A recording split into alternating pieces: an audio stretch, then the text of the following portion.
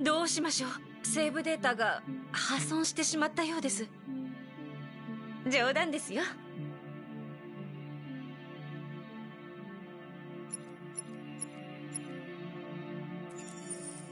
ここはボーナスメニュー。プレイ中にアンロックした様々なコンテンツを確認できるんです。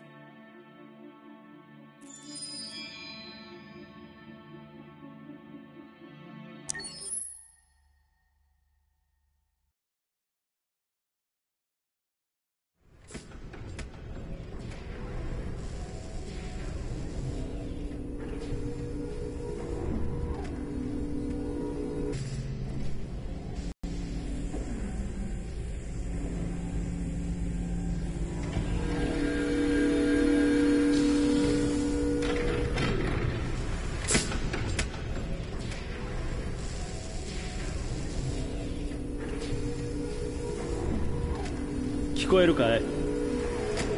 はい。 ID を。 KPC897504C。 頭を動かして。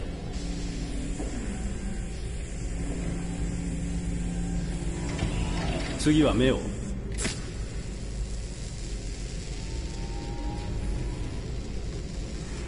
頸部とレンズの動作は異常なし。初期起動メッセージを再生。こんにちは。私は AX400 型アンドロイド。料理に洗濯、子育て、家事全般、予定管理をこなし、300以上の言語に精通し、夜の営みにも対応します。食事も充電もいりません。装備されたバッテリー持続時間は173年です。私の名前は？ああ、今日から君はカーラだ。私はカーラ。初期設定とメモリーは異常なし。腕を動かして。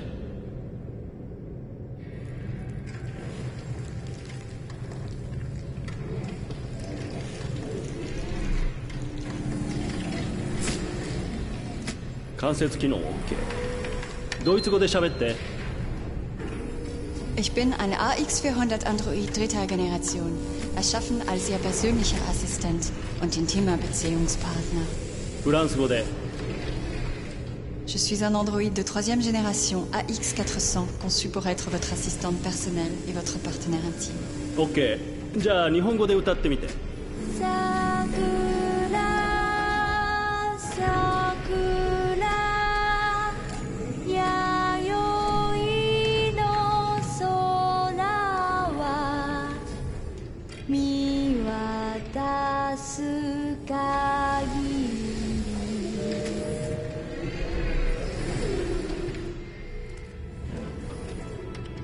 多言語発声機能も異常なし。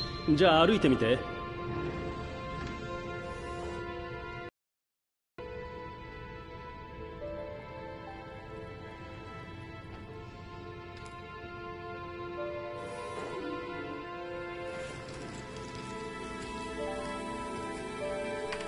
移動制御も正常。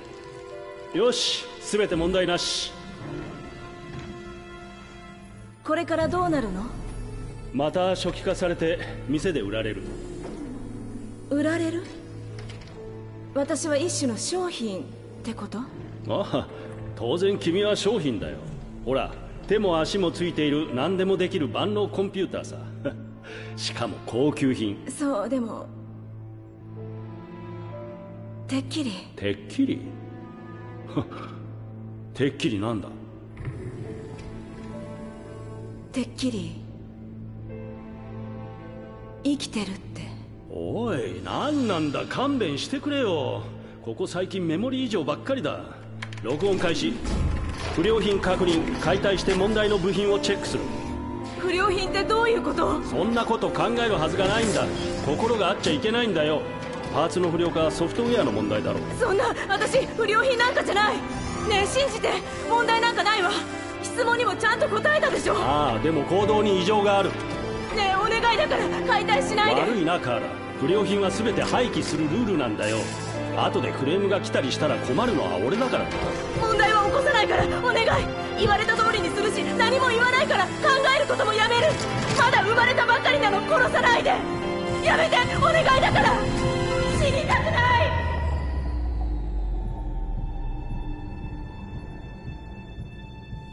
生きていたいの。お願い。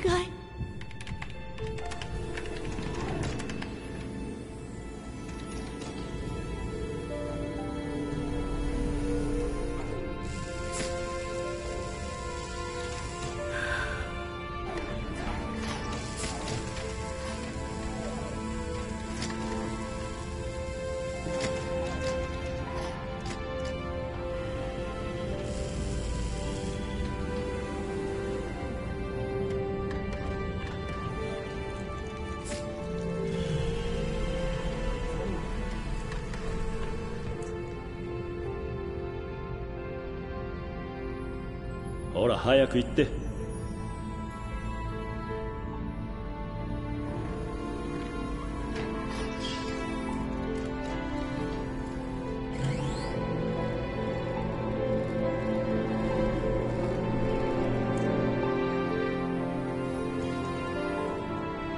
騒ぎは起こすなよ。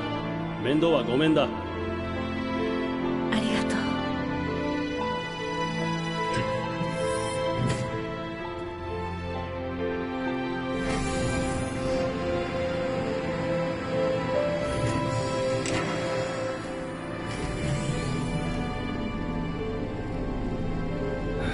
まったく。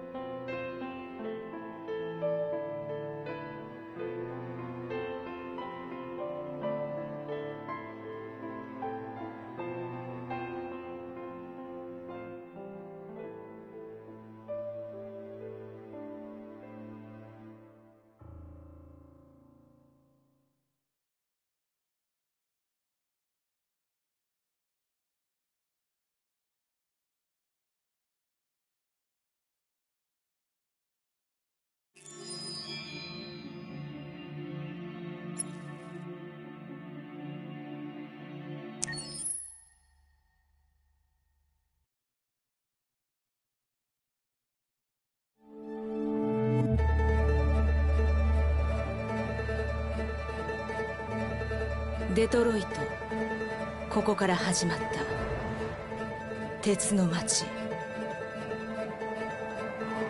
全ての始まりであり終わりでもある場所。一つのエラーとともに私は生まれた。私は闇を飛び出し目を開けた。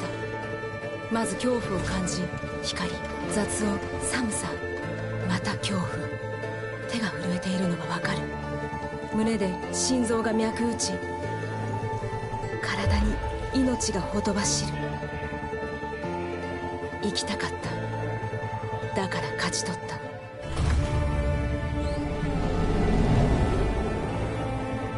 外の世界を私は知りたかった。太陽を見たかった。皮膚に感じる日の光、頬を撫でる風。世界を見たかった。色や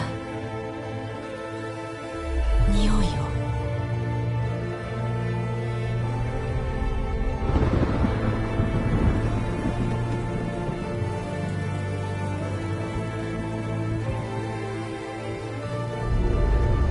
だけど世界は想像と違っ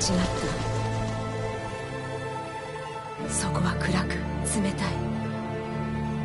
残酷で乱暴、不公平で野蛮だった。自分が無価値なものに思えるほどに。物扱いすらされない従順な機械。でも私の中で感じるあの不思議な感覚。穏やかな声が私にささやく。私は生きていると。私は逃げた。それしかなかった。自由になって愛し、希望を抱き、生きる感覚の正体を確かめるために。世界を変えるか別の道を選ぶか、それは私が決めること。私はカーラ。彼らの仲間。これは私たちの物語。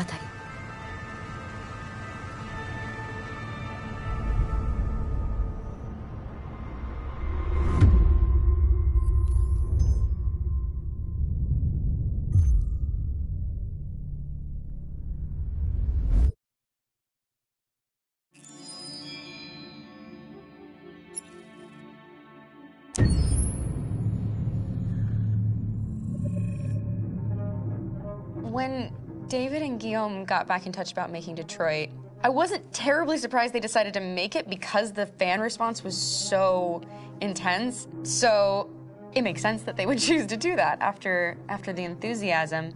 It was a challenge, and it was just an interesting thing to get my head around how to approach this character now as a different, much older person, and whether or not she had changed. And I'm very happy to say that with Detroit, I've had the opportunity to see Kara grow so much more than I ever expected. You do the housework, the washing, you cook the meals, and you take care of... God damn it, where the fuck's the light gone now? Alice! Alice! I mean, she starts out essentially how she does in Kara in a very, not robotic, but, you know, android, other way. And getting to take this journey where she becomes more and more human as it goes on. You know, and as an actor, that's a wonderful exploration in every way, whether it's how she sits, her posture, how her voice changes, how emotions change, and how much emotion is based on things like empathy and social experience. And so having, you know, as much material as I got with David to have this huge, nuanced arc was really incredible. Why couldn't we just be happy? This experience has been quite different than the experiences I've had shooting film or TV or doing theater work. I have 83 dots on my face and a really flattering black wetsuit type thing, and you're jumping around with props, and it's kind of like being a 10-year-old imaginative kid, which is fun. There's 80 cameras around us. It's already lit. So we just shoot and shoot and shoot and shoot and shoot. There's no change of sets, there's no hair and makeup, there's no wardrobe, so we move really fast, and we'll go through about 35 pages in a day. Working in TV or film, we'll probably do 6 pages a day. It's kind of acting boot camp. It's like working out constantly. I mean, you're doing this thing, and then you got to do something that's completely other back to back to back. And so that kind of process of working is very challenging, but it's also very exciting because you just have to keep coming up with new ideas, and your head goes all over the place because you're trying to keep track of basically 4 different storylines for each different response. You shot that girl, for fuck's sake. It was a machine that looked like a girl. Yeah, I know what I should have done. I just told you I couldn't. All right, I'm sorry. The fact that David Cade, he's telling like many stories interwoven from beginning to end is super complicated and super impressive, and I have no idea how he keeps it all in his head. He's not just the writer or the director who's seeing this from the outside eye, he's also thinking about the player walking through this space. You know, only somebody who really, really loves not the work, but like these characters and these stories and cares about doing something meaningful would invest that much in it. And it's always inspiring to work with somebody who cares that much. My experience with motion capture is this one. And I found it sort of terrifying in a way, because they said the computer's going to build you. But then as we got into it, I realized all the elements of it were still artistic. I just dipped into a really brilliant setup here. I've never seen anything like it. And this won't turn me into a product because I was playing a character. So it's wonderful. In the game, Detroit comes back because of a revolutionary industrial rebirth. And there's no reason why that can't happen in Detroit, because they have such tremendous infrastructure for millions and millions of people who can very easily support, you know, a new industry. The city is really strong and resilient, but the city has also been through so much. You see the damage. but it takes that time of kind of rebuilding and reinvesting into the city that I think is happening slowly but surely. The potential of Detroit as a city is something that this game does a lot of justice to, because it would be easy to look at Detroit as some place that used to be, and that's not the case. This game provokes a lot of conversation and reflection on our potential near-future engagement with machines. That's what we are to them. Just merchandise on display in a shop window. I think that a group that feels marginalized, feels like they deserve and have earned access to themselves and the environment around them, and are trying to figure out a way to articulate how to get freedom. What was I designed to be? Their slave? Their... Plays with your comfort levels. You think that this is fine, you're comfortable with it, until something blurs the line and throws you off, and now, do I feel differently about whether this should be allowed? Should it be banned? Should it be encouraged? You're gonna ruin our lives, and for what? For a bunch of machines? They are not machines! They are alive! I'm alive! You're alive! They're nothing! There are lots of comparable comparisons to any type of persecution of religion, race, etc., dating way back. It can't just be a video game where you shoot 'em up or where people make these choices to do whatever.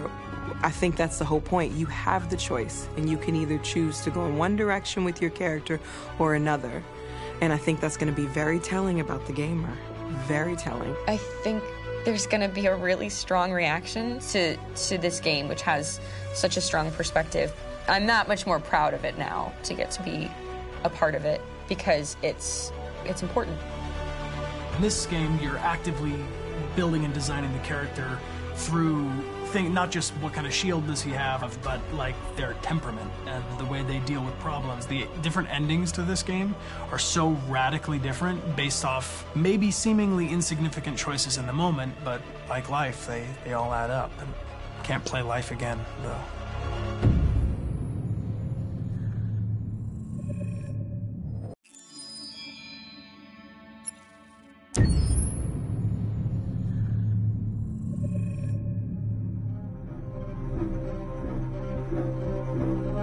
My name is Marcus. My name is Connor. My name is Kara. I am one of them. This is our story. I think who Kara is, or how I would describe Kara, depends entirely upon who's playing her, because you have the option to make her multiple different people depending on the choices she makes. But I think she does start out incredibly naive, incredibly innocent, and kind of hapless. I'm sure we used to be friends before I was reset. Maybe we can be friends again. She's a person who's characterized, I think, by empathy. She's a person who really, she just comes from her heart. You'll never leave me, right? Promise you'll never go. I promise.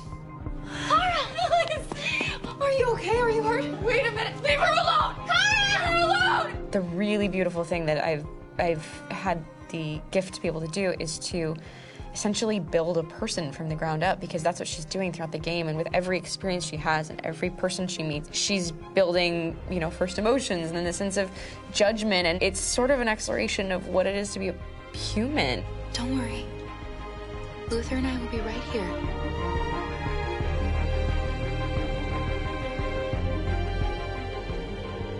David and the creators have painted a really intriguing and engaging picture of a near future where we rely upon androids for a lot of our service class business, the class that serves us, that helps us, that handles our baristas and our drivers and our housemaids. And what is humanity, where we tap into it, how and why we treat each other the way that we do.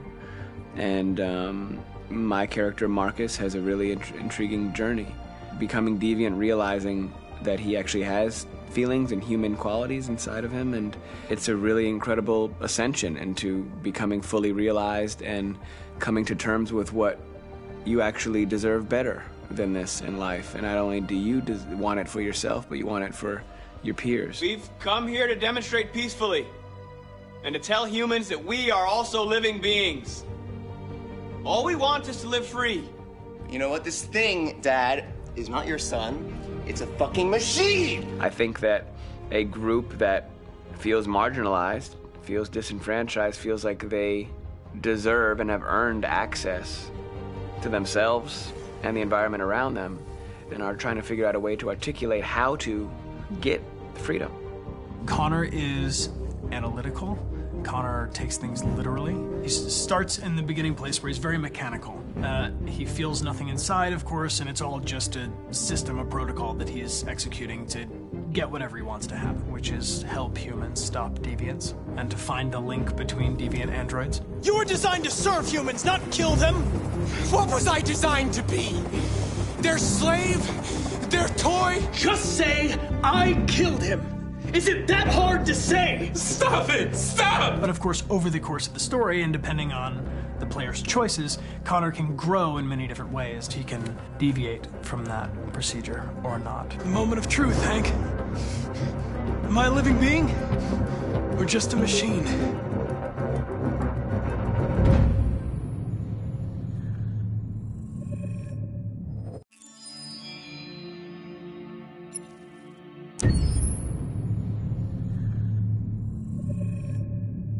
Game after game, we try to challenge ourselves. For Detroit, we wanted to, first of all, to write a story that would be incredibly bending, which means the most non-linear story that we've ever created. And we wanted really the player to have the possibility to change the story, change his own journey. When you're writing at Quantic, you're writing for an interactive medium. You know, when you're working in television, you'll put a character in a difficult situation, and you as a writing team will argue about what would that character do. But ultimately you have to decide what happens, and you just show the audience. What's interesting about interactive drama is you bring the player into that conversation, and it changes your job slightly as a writer, because your job is to provide a narrative context in which the player can write his own story. You're giving him this kind of narrative Lego that he's going to snap together into his own shape. You also have the ability to make your audience attach themselves to your characters, because the audience is in some sense responsible for what happens to the characters. It's just a few cans. Come on, let's go. We have some cash now. You used me to steal that money. How could you do that? I trusted you. What is a bit specific about these scripts is how large they are. If you take a film script, there are about 100 pages. But here we have to deal with a script that is between 4,000 and 5,000 pages. Everything becomes bigger because we don't just tell one story, but we tell all the possible stories that can be told within this narrative space. On Act 3, our final act, we have around 1,000 different scenarios. And every one of those scenarios has to be as interesting, as passionate, as strong, and as emotional for the player. We want every action that the player does, every interaction that is available to serve in telling the story, and help the player understand who his character is, and build that character moment to moment.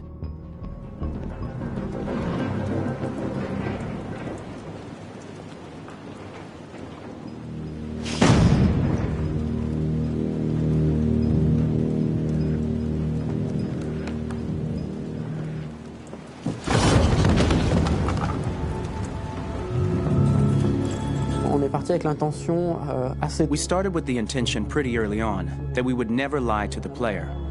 So we implemented a visible tree structure in the game that players can consult during a scene or at the end of it, which shows exactly what they did and what they missed. There are games out there offering world exploration. We offer narrative exploration. You know, keeping control of such a wide and large story is a huge challenge. So same thing when you shoot with actors, because you will need to shoot many different versions of each dialogue, of each scene. For actors, it's a huge, huge challenge. Because of the style of the game, you have so many different ways that the character can go. Every decision, it's what I call kind of choose your own adventure. Like every decision that the player makes, it's going to open up 40 more pages of material and experience that ties in, which means as a performer, you have to try to continue to make things feel real that the player might not ever see, but also that in performance it's not always connected to a previous act. It's grueling, it's hard work, but it's a great team and I enjoy doing it. I was really frustrated. I was until I got to this point where I kind of was able to step outside of my own experience and even in a lot of ways my own process and be able to step outside of that and okay, this is something new. What do you need? How do I meet you there? How do I give you what you need and still feel like I'm doing what's right? And once I did that, then all of a sudden it got really fun. It was much freer, and having to approach it in a new way and think about the player and think about how it serves them and what I'm doing for them or what I'm letting them into. It's really, I think, helped me grow in general. Remember, there's nothing on the left. That's a wall, so it's probably all there. And then make her come first, close. But I think you would go first to check that it's safe. Okay, sure.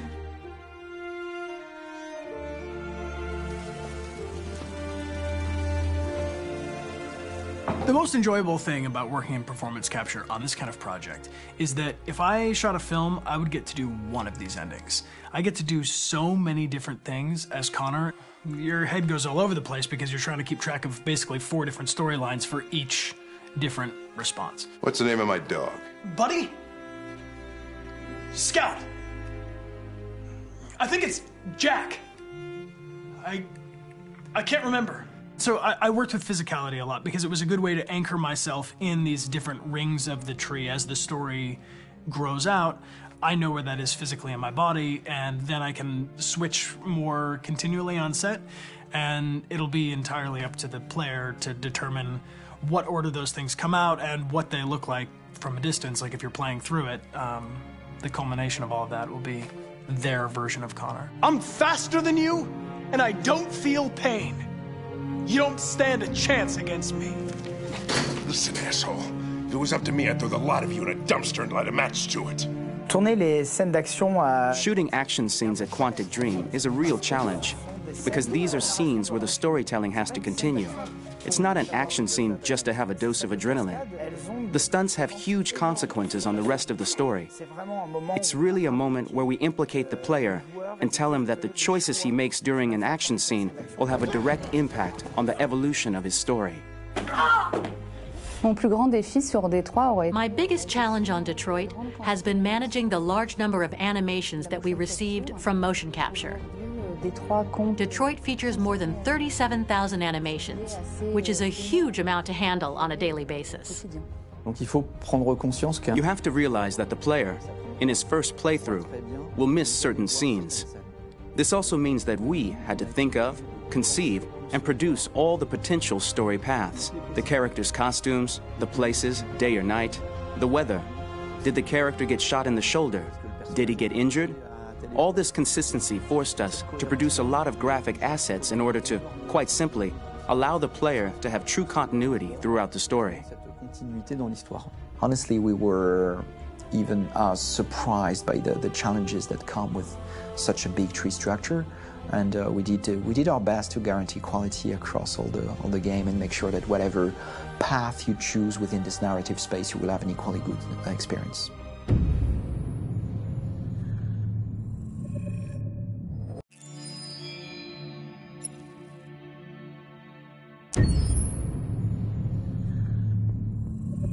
Detroit Become Human was produced over a period of 4 years. Here in Paris, we have a team of about 180 people. And to that, we need to add also all the outsourcing with our partners in the Philippines, in China, Vietnam, and in India.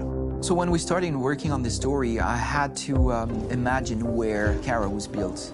And for whatever reason, the city of Detroit came very quickly to my mind because it had already an incredible story by itself full of history and themes. So we traveled there with the team and we were really moved by what we saw, and we could really feel the desire to fight and really be born again. And we just continued this curve, this growth, and just imagine what Detroit would be like if the Android industry was, using these huge factories to build androids there. A very strong element was an incredible playground. The destroyed zones which we wanted to preserve, we appropriated them to turn into something else. Then in the areas that needed to be rebuilt, we were able to imagine our Detroit of the future. We didn't want to make a science fiction universe, but a world of anticipation, If we chose science fiction, we could have imagined flying cars, extraterrestrials, but those things are very far from our current everyday life. Anticipation is more about gleaning from our contemporary reality, the one we know, because Detroit is set in 2038, and 2038 is tomorrow. The difficulty we had was sticking to reality. That is to say, technology becoming more and more invisible, a lot more elegant, and at the same time, making it visual. So all the computer equipment, autonomous cars, we simply had to invent. They are in fact very technological objects, but at the same time remain very credible and ingrained in reality. To create a cohesive universe in the fashion and clothing of the human characters in 2038, I didn't want to put an accent on strange shapes, or really vibrant colors, and things we wouldn't know. That I wanted to keep for the androids. The goal was to create something familiar which we can identify with in this future setting. Working on the artistic direction for the androids was a bit special because this is a project about the place they could occupy in the human world. It was out of the question for them to be too beautiful or too perfect. They had to correspond to every social class, rich and poor. Inspired by everyday utilitarian clothes, I brought a modern touch by adding dynamic display surfaces, the armband we can see on the side, the triangle on the front and back, an LED. Like that, there's no confusion. Wait. You're sending an android? All right, now. We need to go. You can't do that. Why aren't you sending a real person? Once we cast the actors, we travel to meet them in order to scan their faces. We record the structure of their face with the scan. And we record the colors and patches of skin with photography. Once we have this information, we will use this as a basis for modeling and creating the characters. The artist will make it more realistic, but will also enrich it. He will propose ideas which we will develop together. Finally, we will have a character with character who corresponds to the project and the world. When the actors come to Quantic Dream, we show them the design, what their image will be, and what they will look like in the game. This extra information gives them another dimension and color to connect with emotionally. It helps them think about how to play their character. Your mission. That's all you care about, huh? You should consult a professional who can help you. Beat it, you hear me? Get the hell out of here! So there are 3 types of shoots at Quantic Dream. Shooting and performance capture, where you capture the whole actor, his voice, his face, and his body. These shoots are obviously done with American actors because the game's original version is in American English. After that, there are the body-only shoots, representing around 250 days of filming, while the performance capture is 100 days of filming. Now, body-only shoots, there are 2 types. There are the action shoots and the technical shoots, which are mokit shoots. Mokit is when the player controls a character on the screen, and he moves in an environment to explore it. This is of particular importance at Quantic Dream, and therefore we shoot a lot to offer a unique context for each scene and each character. To prepare a motion capture shoot, we first get together to look at the sets we need, the animations that we want to shoot, which ones need to be grouped together, or which ones need to be cut and shot at another time, so that we get the most out of the shooting day. This often means shooting scenes out of order, especially those with big props or accessories, like a big car, for example. So we shoot all the animations related to that particular prop first.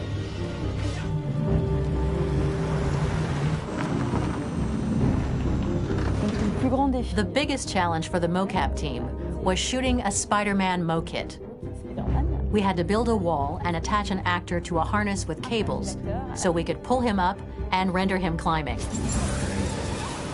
The shooting on this game total took about, I would say, more than a year, maybe 1 and 2 years, with about 300 actors on set. So it's quite a massive production. But so much happened on this set between the stunts and the shootings with a little girl and all these great actors that we had. It was really a very, very memorable journey for the team and for myself.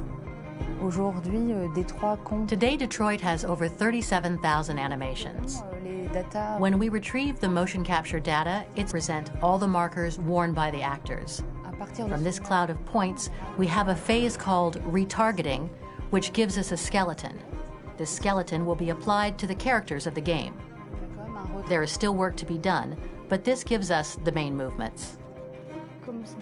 Since we are working on something very realistic, we must recognize the actor and also recover all the emotion he expresses in his performance.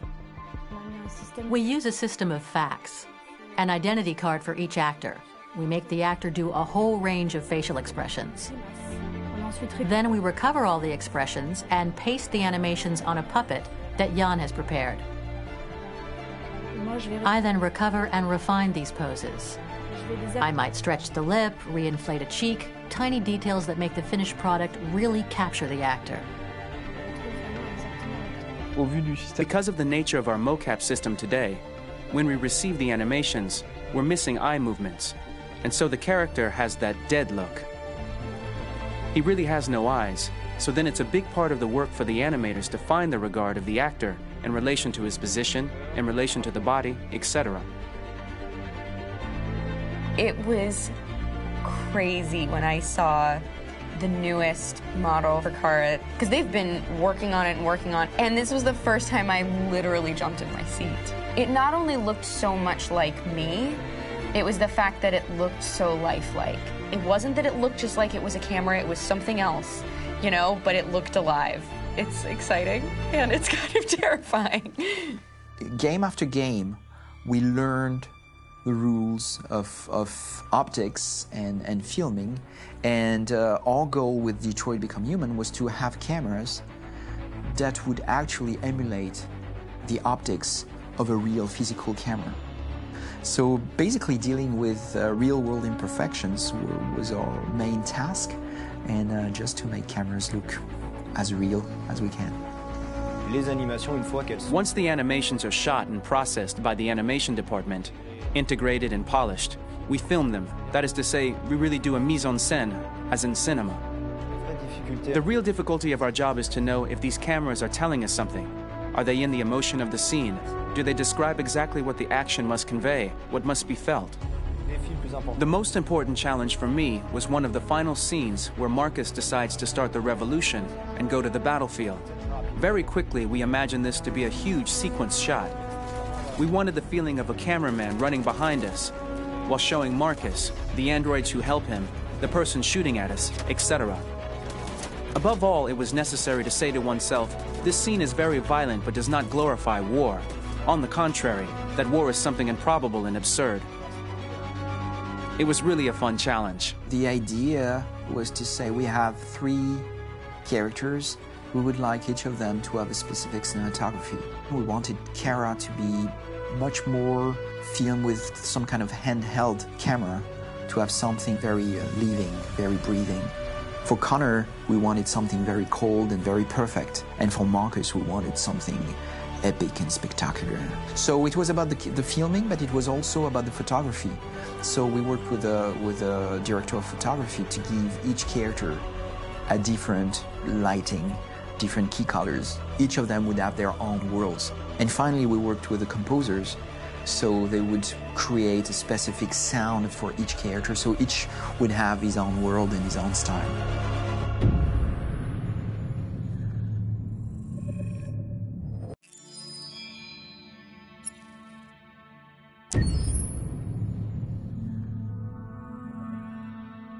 For the soundtrack of the game, we tried to be very close to what is done in film. We were constantly asking at each place in the game, why are we putting music here? What is it going to say? So we focused the music on bringing emotion, which is interactive and supports the character's arc. I'm sorry, honey. I'm sorry. I'm sorry. You know I love you, don't you? You know I love you.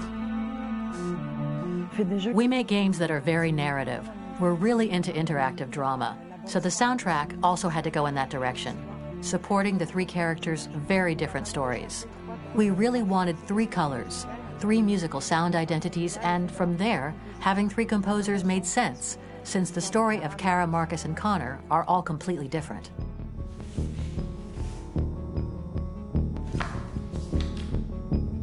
You recognize him? It's Carlos Ortiz. For Connor, we wanted a soundtrack that could be very cold and very mechanical, very machine-esque somehow. For Kara, we wanted a soundtrack that would be very moving and emotional. It was about the quest for identity, but it was also a journey about love and empathy. And for Marcus, we wanted something epic, something that would really represent the grand aspect of his quest.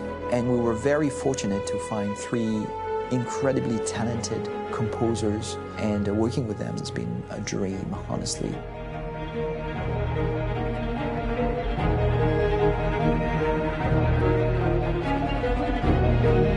My name's Philip Shepherd, and I'm a composer and a cellist and a producer, and today we're at Abbey Road Studio One, which is my favourite studio in the world, and today we're recording the soundtrack for Kara from Become Human.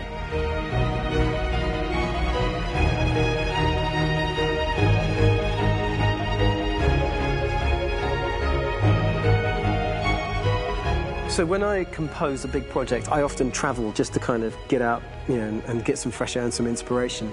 And I go hiking and traveling in Montana a lot. I had a log fire in the room that I was staying in, and the flames were kind of making absolutely direct music. And it became the basis for Kara's theme, and it sounds something like this.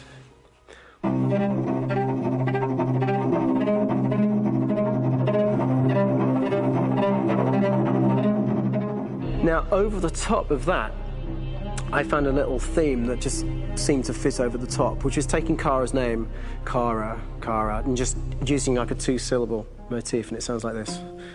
We're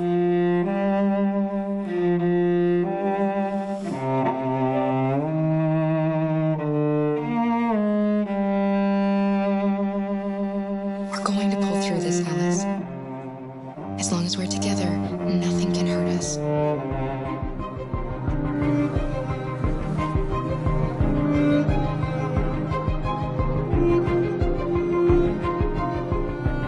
And all the time that's fitting over it.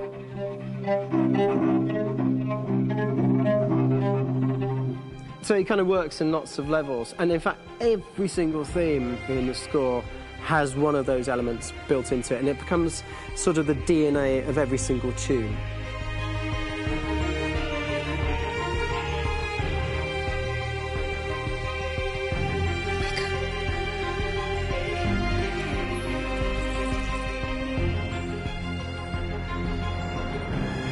For me, writing this theme for Kara, I actually had to tap into what it feels like to be a father to daughters.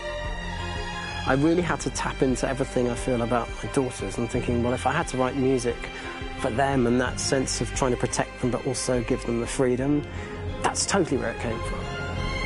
Because each composer has been given the sort of narrative responsibility for very different characters, I haven't had to sort of go into other styles. I can actually be very loyal to this particular character and sort of hopefully encapsulate her.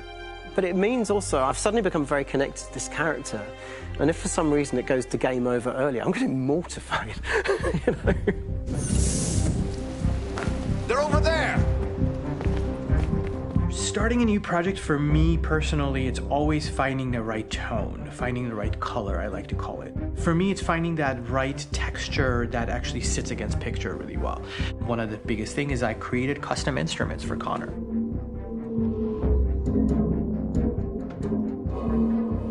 I pulled out all my vintage synthesizers to be able to capture this robotic person, if you will. My approach to all of these custom instruments is that I hear the sound in my head. And either I could just come into the piano and just be like, all right, so I'm gonna just get on the computer and just create it. I rather be able to play these instruments physically. Oh, that's nice. You can do the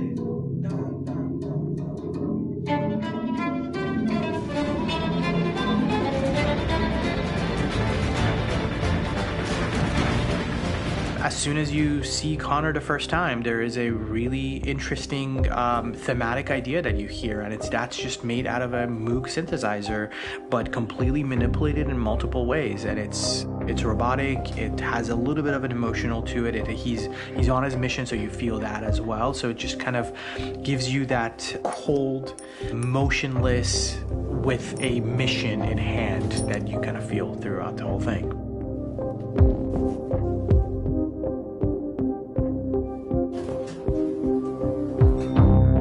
Because the music evolved, one of the things that I was very weary and I was very kind of focused on was the way that the music has to evolve.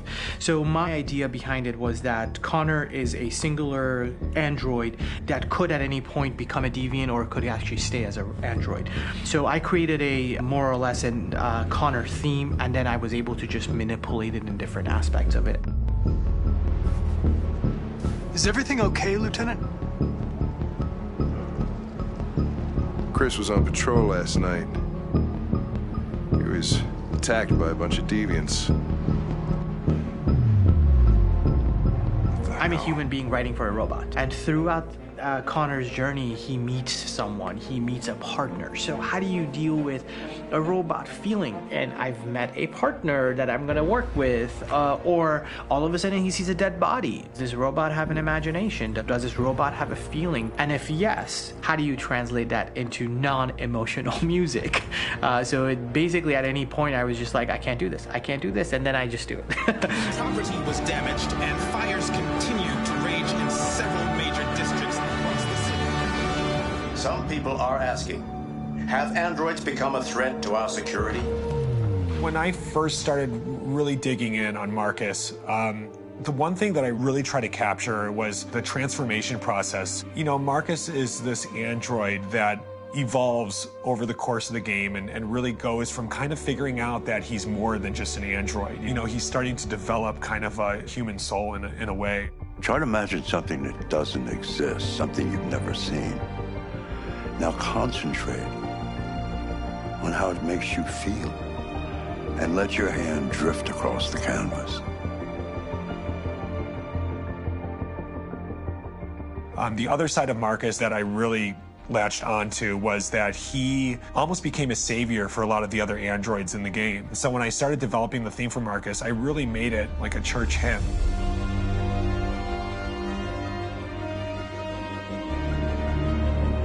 I wanted it to be very simple. I wanted to make it a chordal melody. I really wanted to make it almost like a Bach hymn. The tough thing with that is it had to be recognizable. If I made it too complex from a harmonic standpoint, it would be hard, I think, for people to kind of pick it out and recognize it. It's very acoustic derived, but it's also been treated with a lot of effects and things to kind of put it into the space that I felt the sound should be in. It can be beautiful, it can be haunting, it can be extremely powerful from an action standpoint, and I'm really happy with the way it turned out. The music is there, but it's subliminal and it's emotional, and people are feeling it, and it's not distracting. And that's tricky with a game like this, where you have to have a lot of ins and outs like that, where the music kind of has to get in and out of these moments. This is a war we're fighting with the humans. If we fail, they'll destroy us. I think the game's been put together so well where I just wanted to make sure that I wasn't ruining the emotion.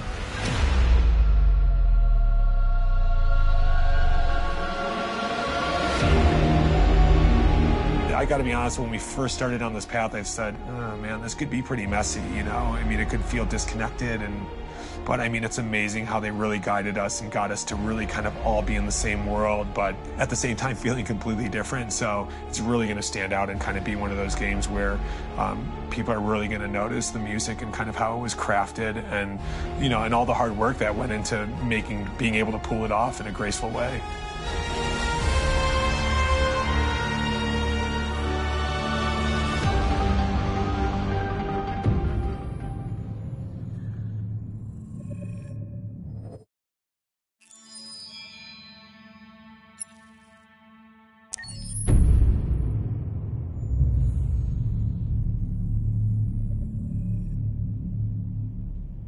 じゃあまずは名前を教えて。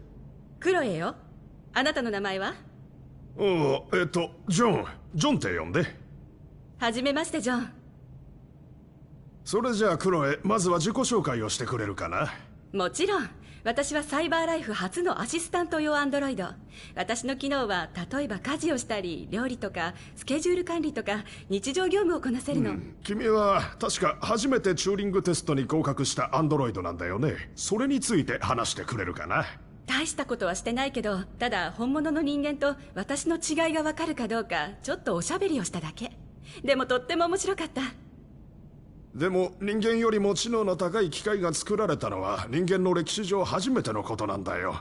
僕が聞いた話だと君の脳は1秒間に数百億もの処理が行えるんだろう。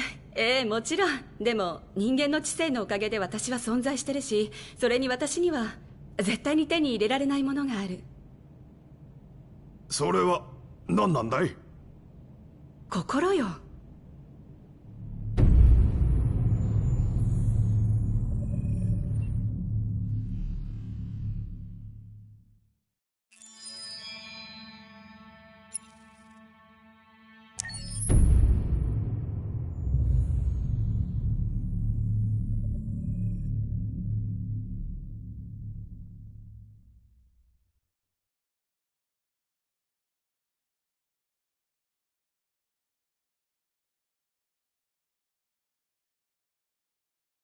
Hold on, just a little while longer.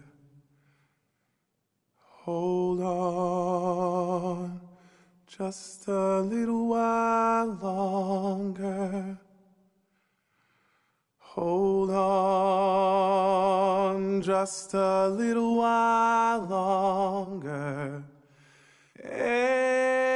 Everything will be alright. Everything will be alright. Fight on, just a little while longer. Fight on, just a little while longer. Fight on, just a little while longer. Everything will be alright. Everything will be alright.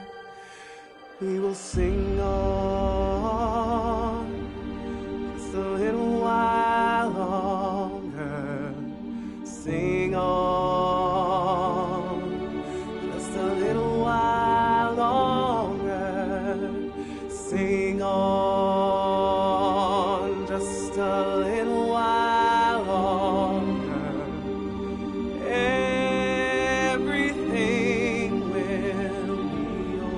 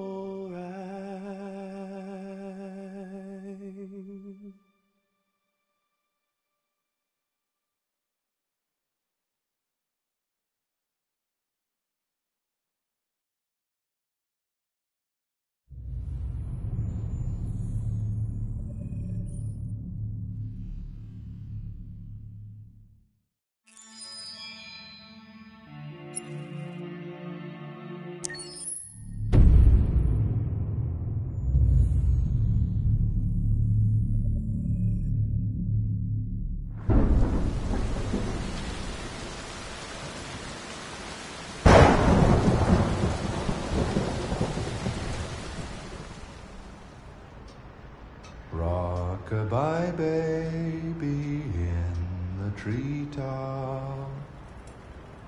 When the wind blows, the cradle will rock.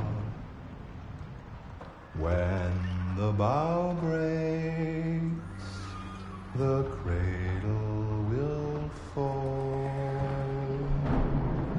And down will come baby, cradle and all. Rock-a-bye baby in the treetop. When the wind blows, the cradle will rock. When the bow breaks, the cradle will fall. And down will come baby, cradle and all. Rock-a-bye, baby, in the treetop. When the wind blows, the cradle will rock.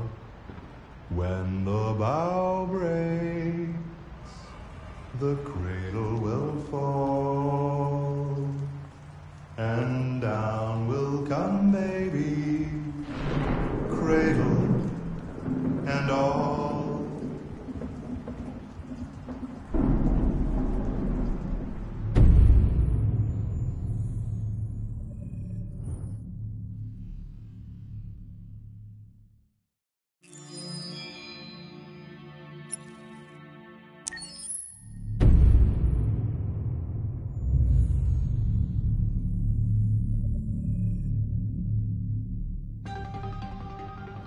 In the space of a few years, androids have completely transformed the world in which we live.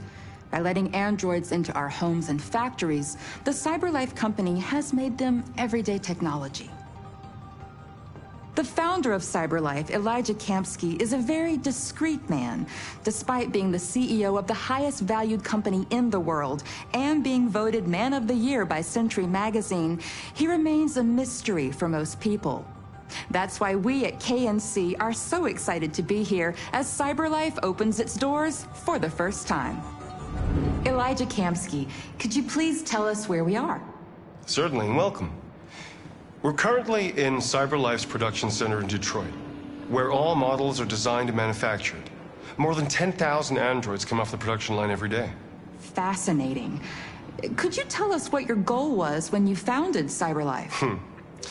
Well, I simply wanted to use technology to carry out all of our most annoying and repetitive tasks, so we'd have more time to enjoy life. I imagine you must have faced many challenges. Yes, there were technical challenges, but the hardest thing was to design an object that we would want to welcome into our homes. We had to imagine a machine in our own image that resembles us in every way, that moves, breathes, blinks like us, but yet is smarter and more capable than any human being. Let me show you around. We're here in production unit 4. Could you explain in a few words how the androids are made? Sure, yeah, it's very simple. We use machines to manufacture machines. The removable parts are assembled on a production line, and then we apply a synthetic skin to the whole body. A human operator checks the cognitive abilities with a pre-established protocol, and finally, the android is conditioned and sent out throughout the country. Here's the result. Say something. Hello. I am a RZ400 model. How can I be of service? You can go now.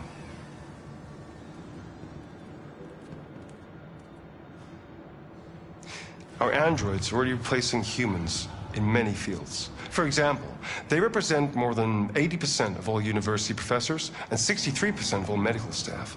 Tomorrow they'll replace our soldiers, and who knows, maybe one day, our leaders, to make the best decisions in humanity's interest. Come on. Replacing humans with machines has led to record unemployment of 28%. What do you think about the situation? Okay. The first steam engines also caused an increase in unemployment. But no one today would imagine turning back the clock.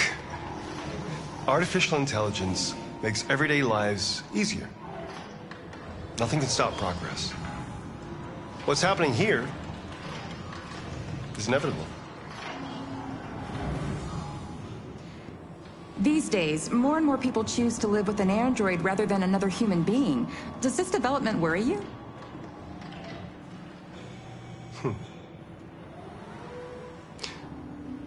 Everything's much easier with an android. They obey your orders without ever complaining. They can cook, discuss philosophy with you, have intimate relationships according to your desires. They never say no. Obviously, they are the perfect partner. Everyone deserves happiness. Why deprive yourself of so-called moral reasons when a machine can make you happy? Many science fiction books tell the story of how machines become more intelligent than us and end up confronting us. Aren't you worried about that possibility? I understand the irrational fears about artificial intelligence, but I assure you, that will never happen with a CyberLife android. They're designed to obey humans. They're machines. They can't ever develop any sort of desires or form of consciousness. Are you sure? I'm absolutely certain. You can trust me.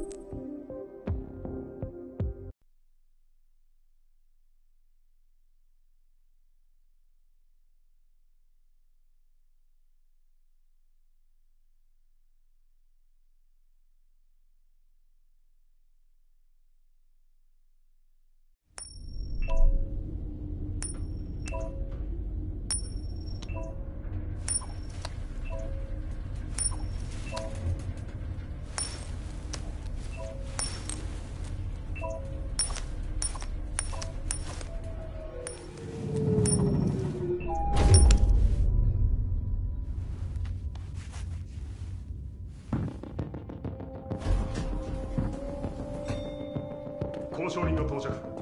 繰り返す。交渉人が到着。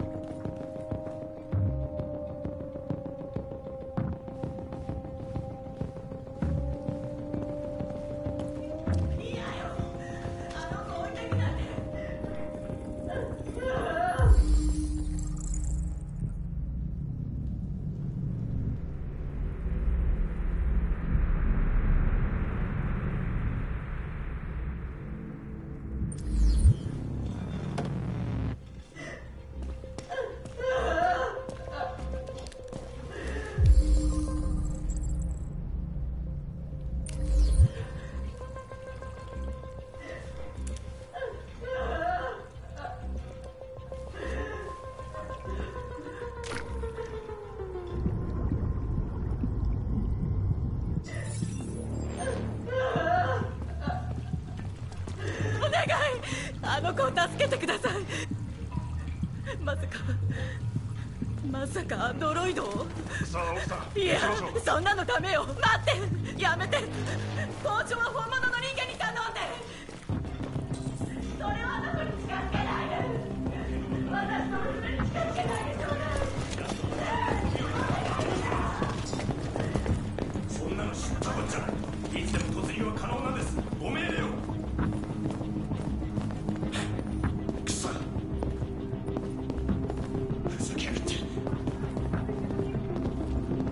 アラン隊長、私はコナー、サイバーライフのアンドロイドです。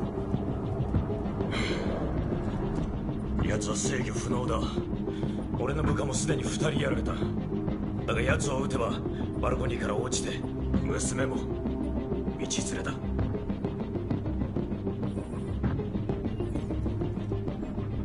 精神的なショックを受けたという報告は？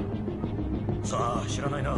どうでもいいだろう。交渉するには情報が必要ですから。停止コードは試されましたか？当然試したよ。いいか、子供を救うことだけ考えろ。お前があのアンドロイドを止められなきゃ俺が始末をつける。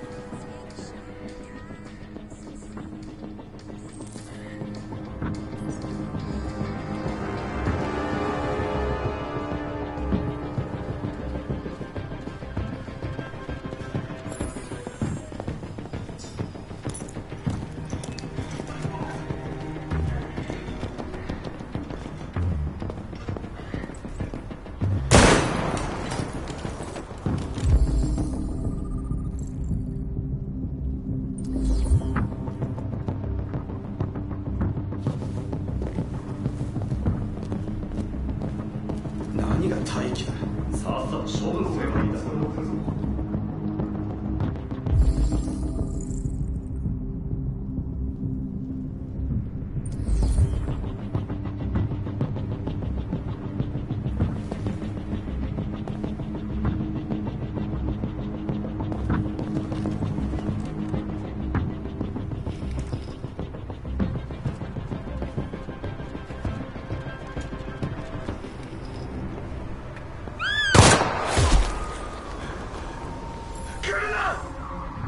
近づいたら飛び降りるぞ。やめて、お願い。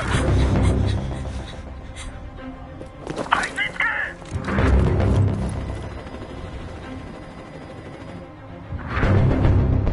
け。やあダニエル、なぜ僕はコナーだ。俺の名前を。他にもいろいろ知っているよ。君を助けに来たんだ。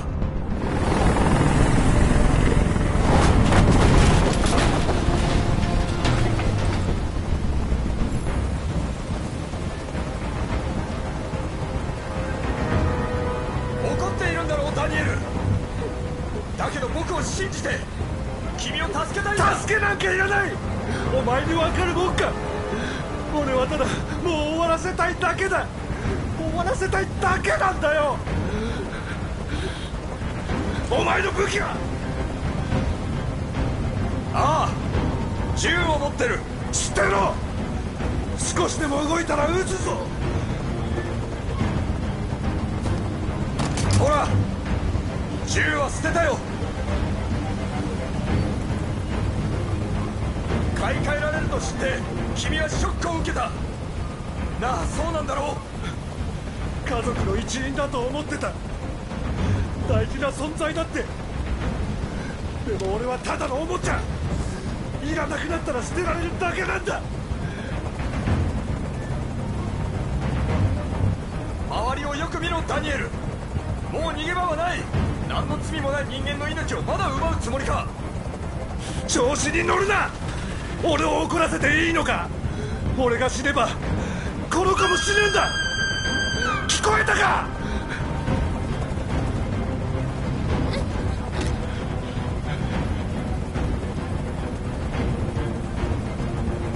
エマとは仲が良かったんだろう。君は裏切られたと思ったんだろうけど、それは違う。嘘をついてたんだ。愛されてると思ってた。だけど違う。この子も他のやつらと同じなんだ。ダニエル、やめて。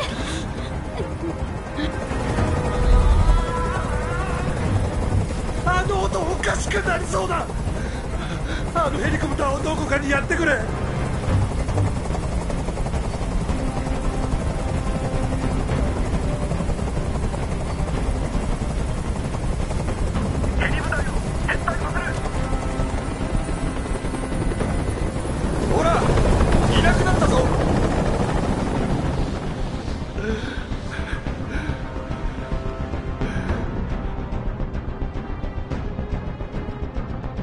ダニエル、そこら中にスナイパーが配置されてる。その子を解放しろ。もうそうするしかない。全員引き上げさせろ。それと車を用意しろ。街から出たら解放してやる。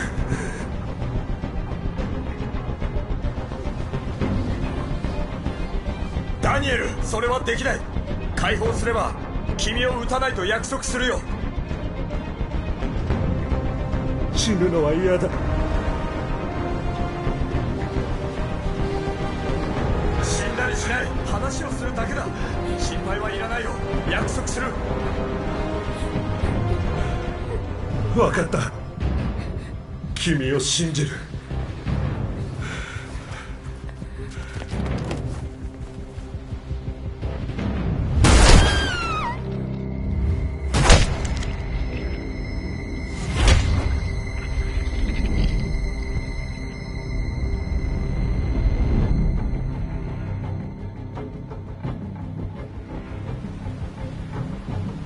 嘘をついたらコナー、俺に嘘。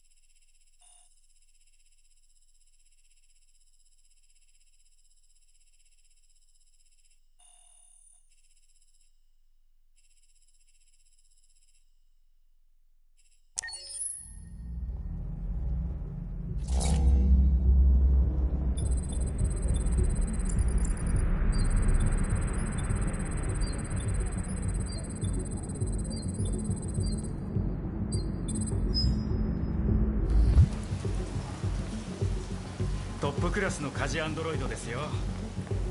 レシピの種類はなんと1万。ほらゾイ行くわよ。は200種類。しかも小学校から大学までお子様の宿題を見ることができるんです。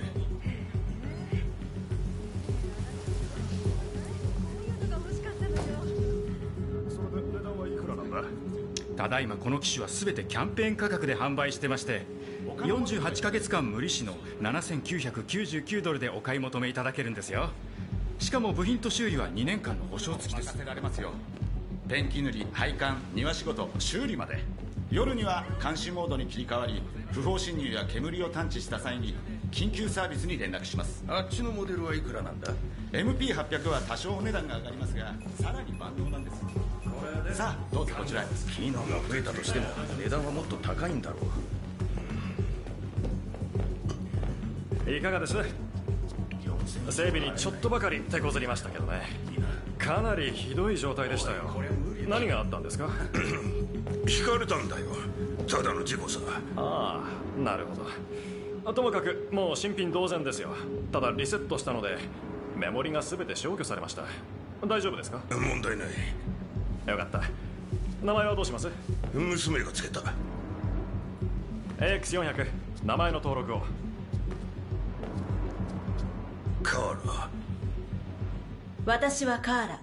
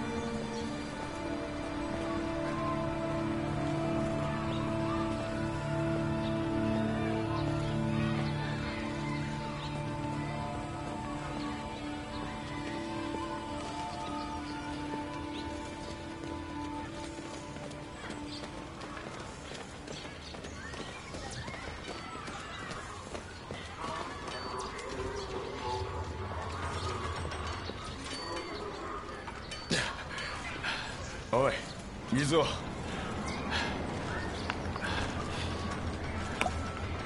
19キロ走りました。ゴールまであと8キロです。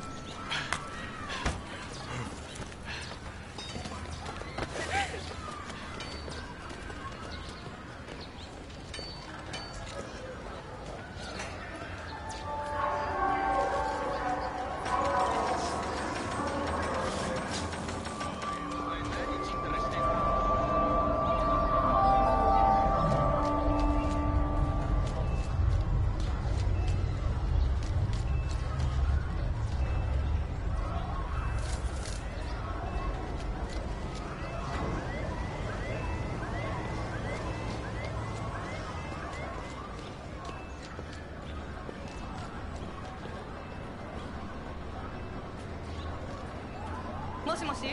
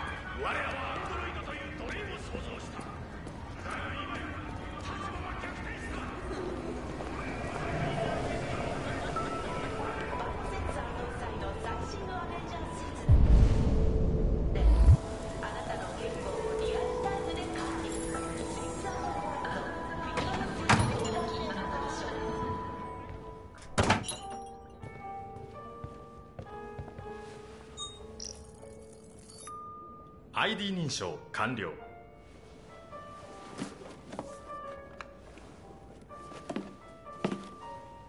オーダーナンバー84763ドル99です。お支払いの手続きを。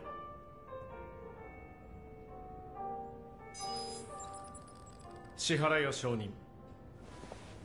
手続きを完了しました。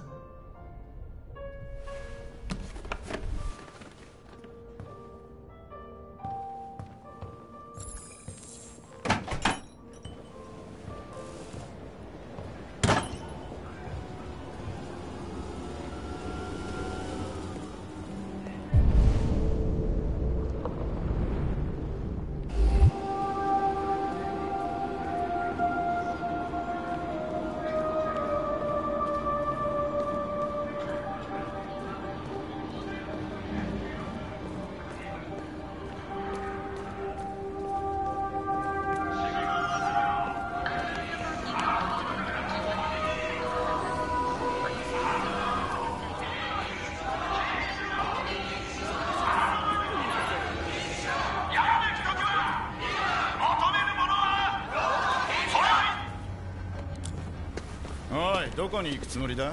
ん？面白い。お前らアンドロイド様のお出ましだぞ。ねえこいつ見てみなよ。仕事は盗めるくせに立てないんだって。こ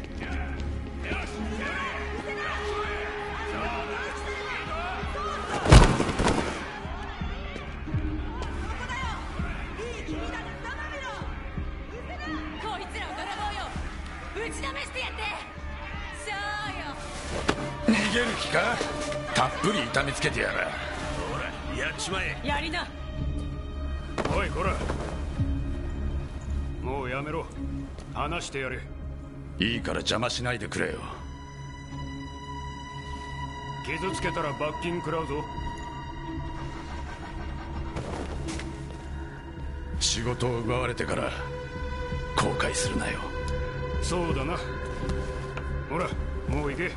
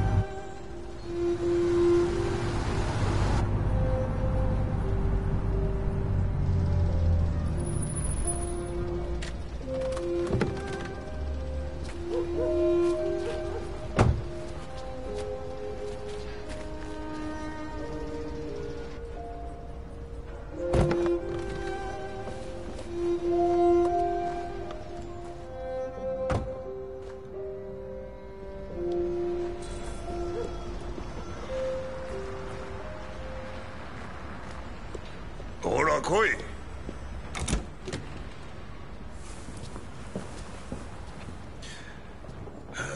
お前がいなかったせいで家は荒れ放題だ。とりあえず家事と洗濯と料理とそれから。たくあのクソガキどこに来やがったんだ。アリス、アリス。ああそこにいたか。こいつはアリス、面倒見てやれ。宿題とか風呂とかそんなとこだ。いいな。はいトット。1階を片付けたら2階を頼む。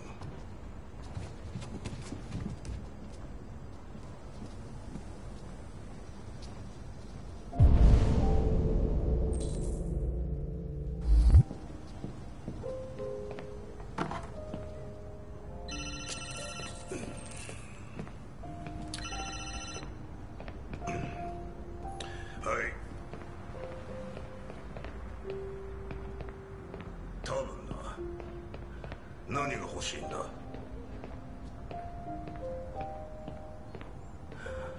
あいいぞ、手に入る。ああ明日届けるよ。いつもの場所だ、覚えてるな。分かった。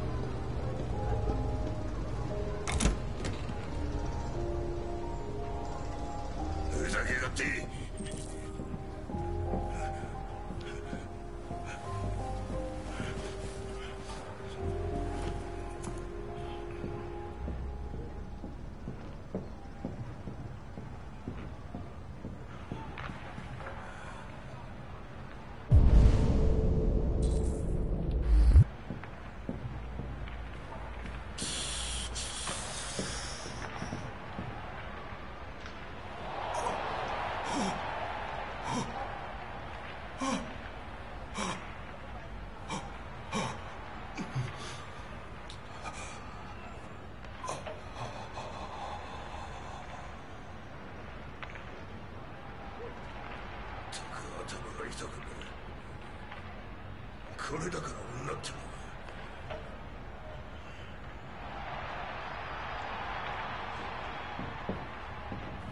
のは。おい、こら見えねえだろ。すみませんでした。二度としません。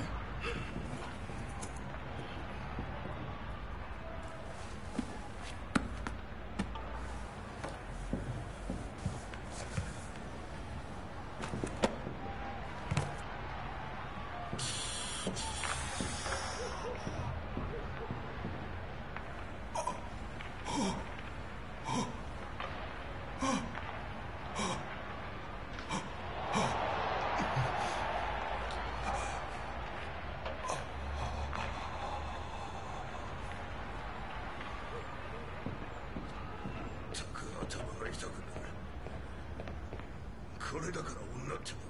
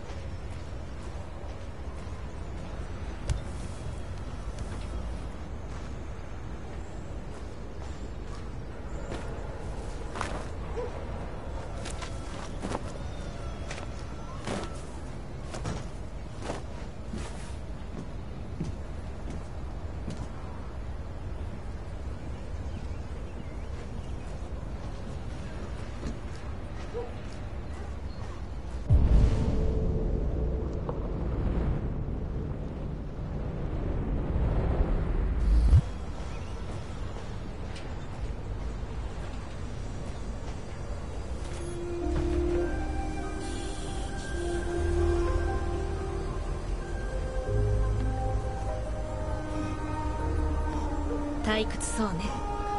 私と一緒に遊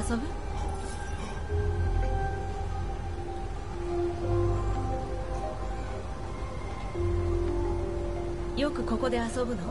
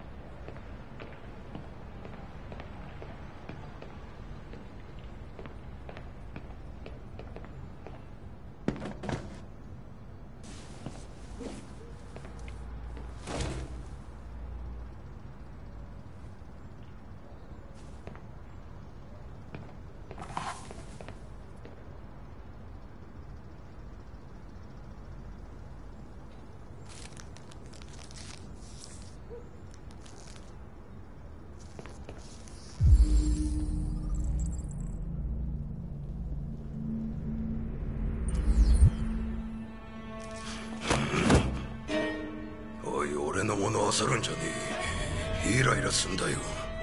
すみませんでした。いいか、俺を怒らせたくなきゃ二度と触るんじゃねえぞ。怒らせたくないだ。はいトット。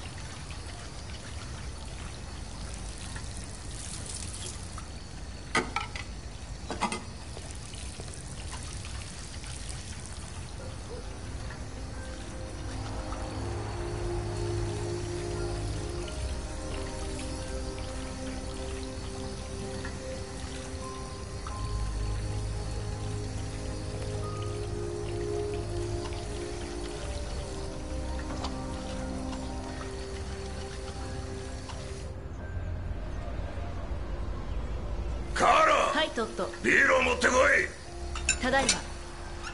ちょく。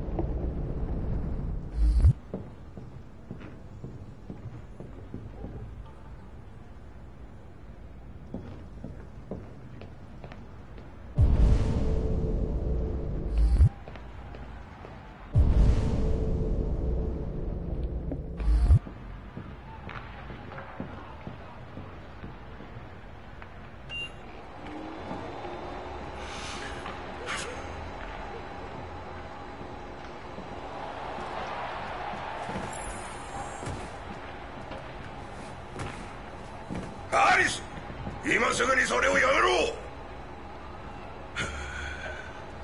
たくイライラさせやがって。何だってんだよ。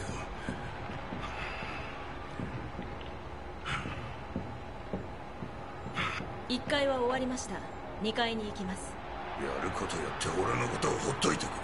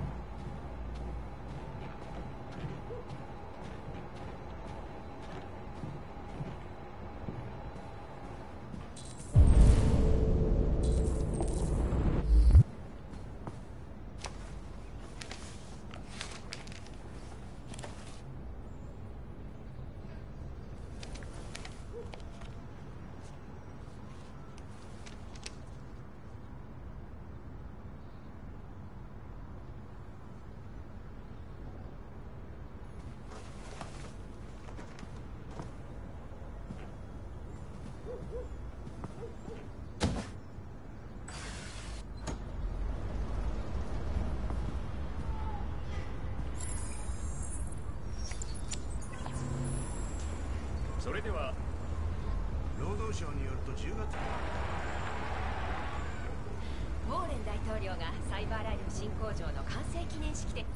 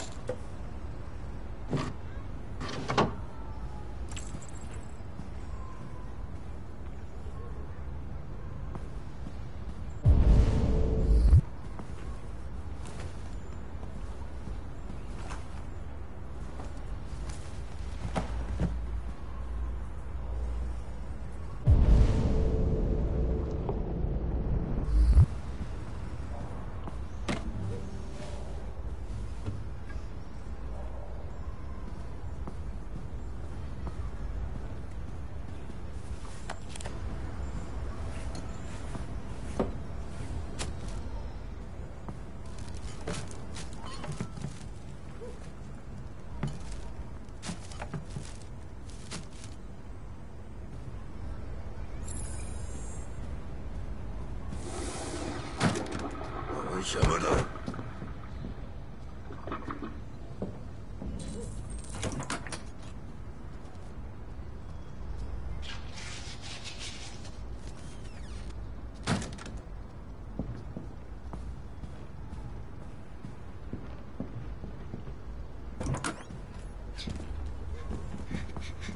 お部屋のお片付けをさせてね。2分で終わるから。いい？アリス。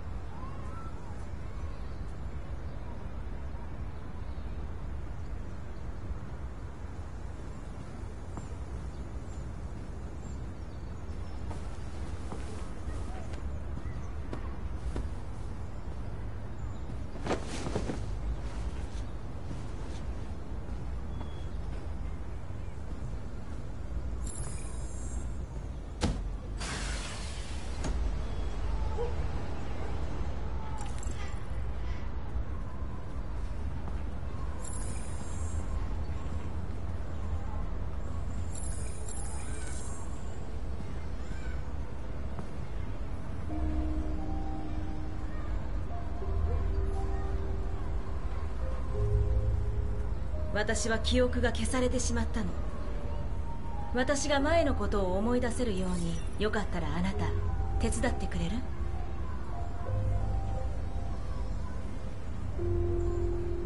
好きなものは？好きな遊びとか場所とか食べ物とか、私に教えてくれない？あなたが名前をつけてくれたの？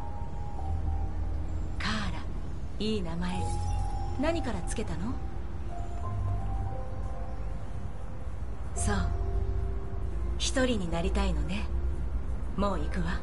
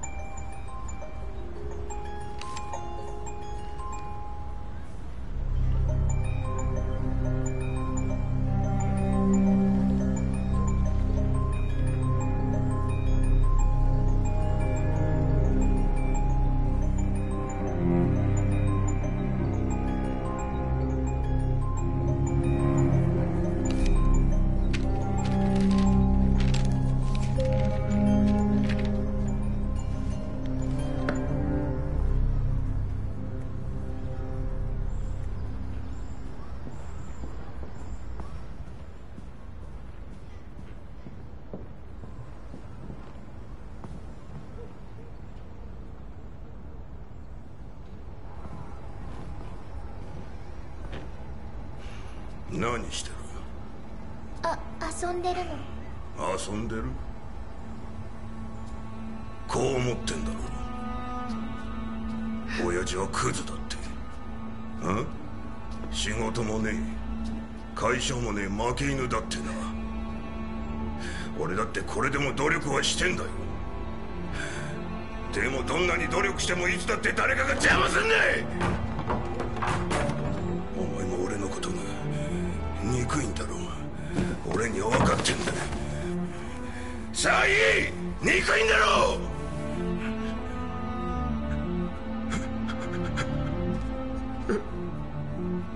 俺は何してんだ。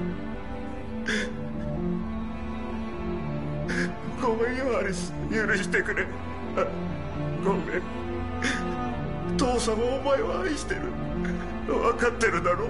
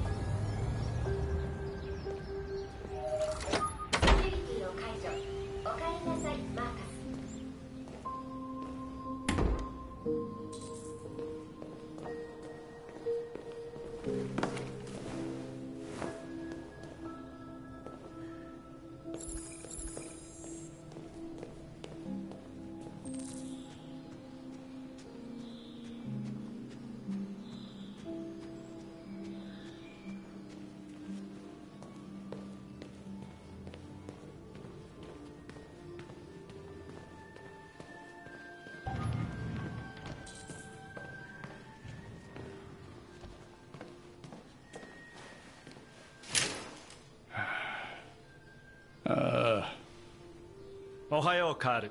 おはよう。もう10時ですよ。天気は一部曇り、気温は12度、湿度 80% で午後には小雨が降るかもしれないそうです。ベッドで過ごすのにもってこいの日だな。注文した絵の具を受け取ってきました。そうだ、忘れてたよ。そこがお前と私の違いだな、マーカス。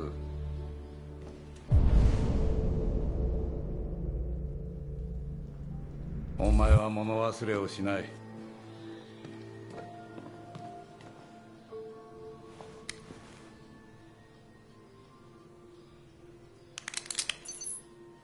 それじゃ腕を出してください。いや、カール。どうも。起きて早々歯を食いしばれというのか。人間は脆い機械だ。いとも簡単に壊れる。ここまでしないと生きられない。おい、その服はどうした？ああ、これは街角でデモに出くわしてしまって。愚かな奴らめ。アンドロイドを一体壊したところで何か変わるというわけでもあるまい。怪我をしていないといいが。ああ、いいえ、押し倒されただけですよ。平気です。これでよし。それじゃあお風呂に行きましょう。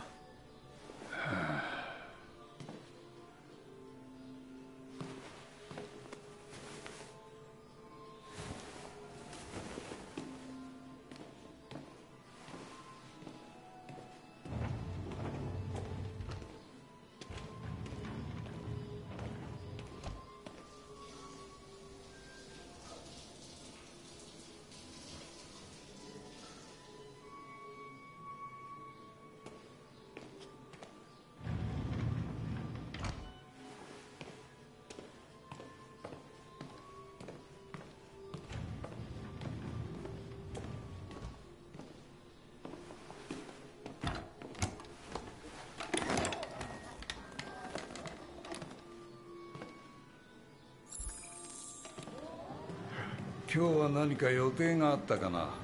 ええ、今日はモマの回顧展の公開初日ですよ。責任者の方が参加確認のメッセージを何度か残されていました。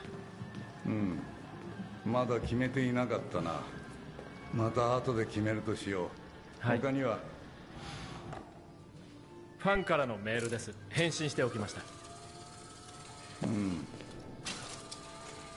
レオから連絡は？いいえ、カール。お電話しましょうか？いや、その必要はない。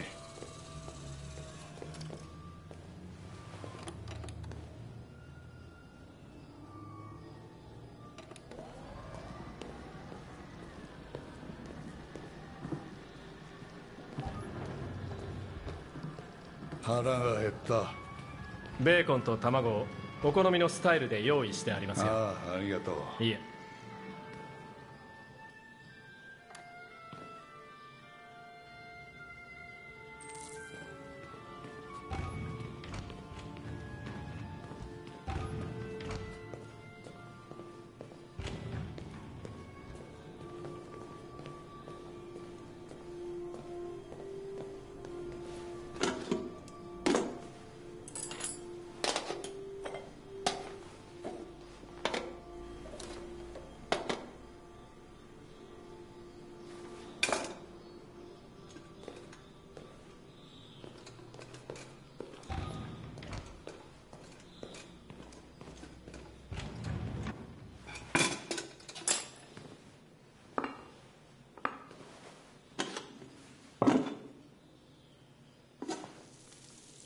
ありがとう。テレビオン。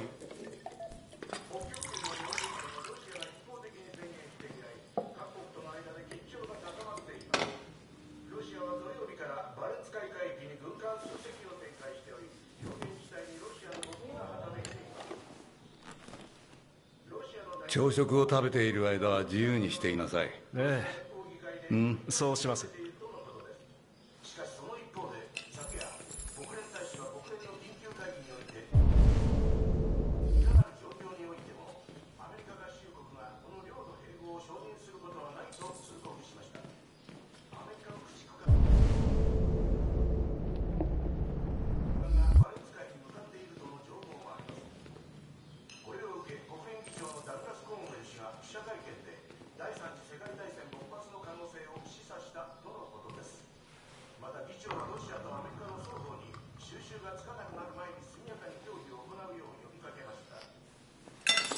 テレビオフ。人間は堕落した。傲慢と愚行に暴力。5000年もの文明を築き上げたというのにこのざまだ。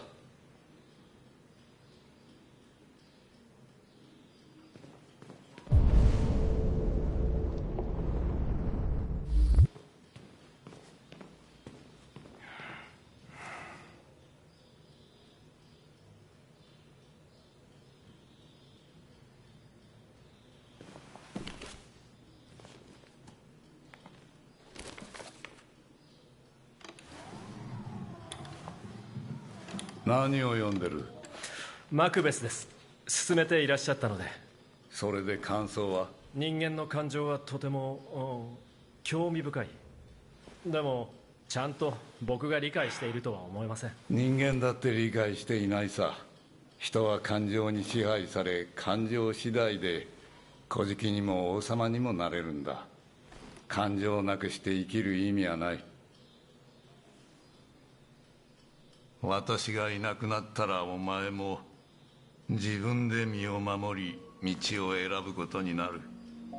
自分は誰なのか、どうなりたいのか。人間は皆同じであることを求めるものだ。だがその言葉に惑わされてはならんぞ。さあスタジオに行こう。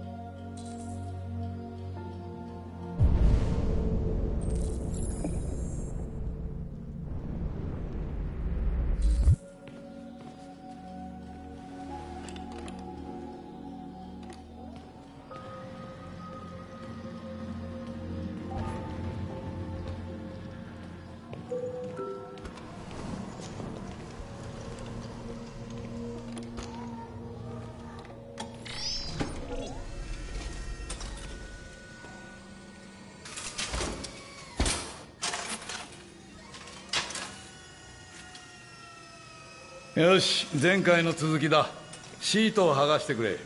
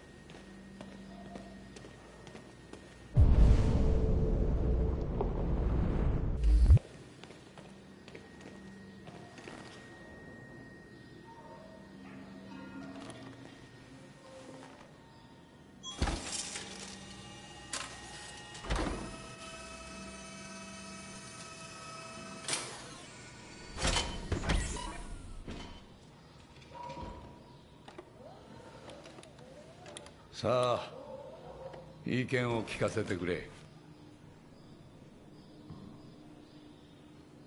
僕は目利きではありませんが、他の作品の方が好きです。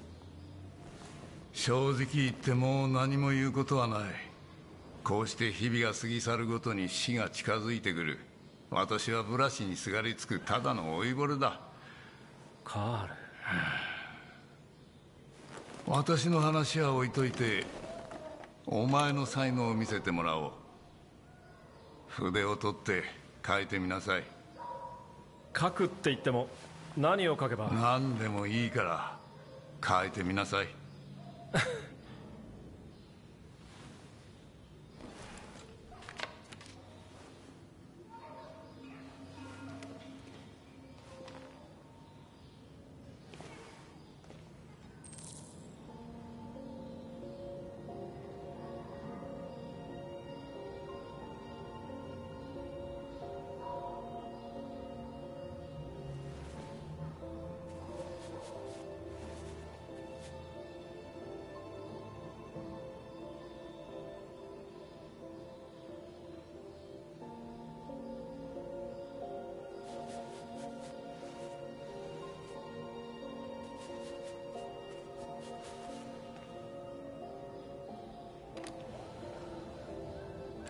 これは現実の完璧な複製だ。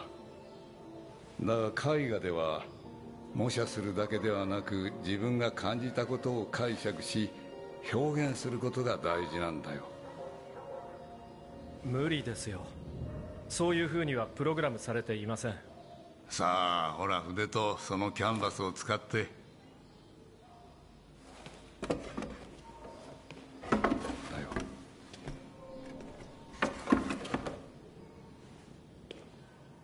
マーカス、目を閉じてみなさい。いいから。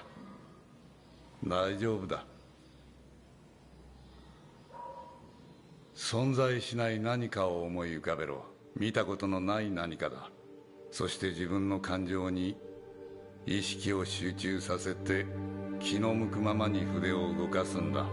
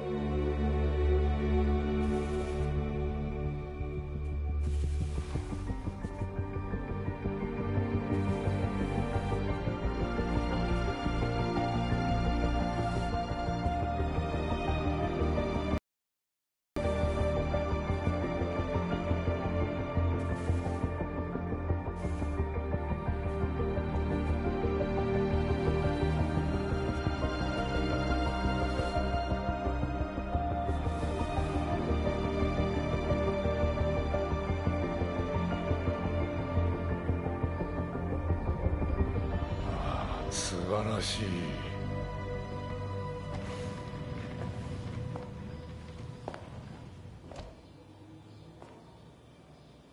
い。よ親父。レオ、気づかなかったよ。ああ、近くに来たから寄ってみたんだ。しばらくぶりだしな。どうした？具合が悪そうだぞ。ああ、平気だよ。なあ親父、金が必要なんだよ。またか。この前渡したばかりだろう。ほら、すぐなくなっちまうんだ。ああ、また薬をやってるのか？違う、全然そんなんじゃないって。私に嘘をつくな。いいから金くれって言ってんだろ。頼むよ。悪いな、お前に金はやれない。なんで？分かっているだろう。そういうことかよ。どうせ自分の息子よりそのおもちゃの方が大事なんだろう。こいつのどこがそんなにいいんだ？賢いから？従順だからか？俺とは違って。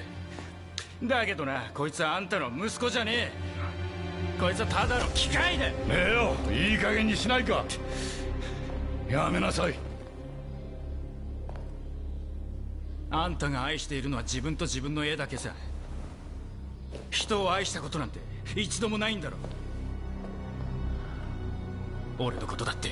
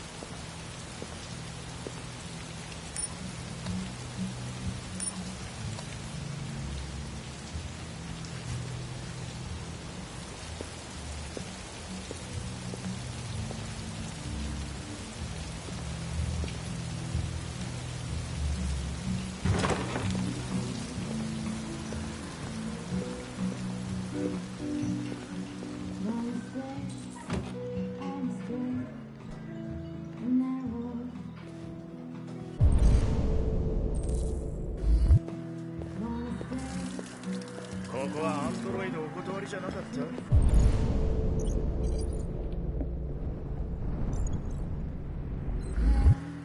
おい、なんだ？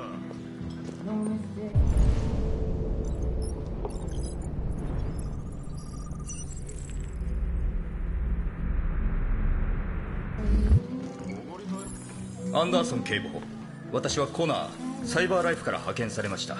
先ほど署にご挨拶に伺ったのですが、近所のバーにいるはずだと言われたので5軒ほど探し回りました。何の用だ？あなたはある事件の担当になりました。アンドロイド絡みの殺人事件の捜査です。所定の手続きに従い捜査補佐専門モデルの私が配属されました。助っ人なんか必要ないね。プラスチック野郎の助けなんてもってのほかだ。分かったらおとなしくお家に帰るんだな。警部補、大変申し訳ありませんが、規則により行動を共にしなければならないんです。規則ってお前、ここは学校か？いいえ、バーです。ああ、そうだな。警部補、あなたの職務態度を上層部に報告することもできるんですよ。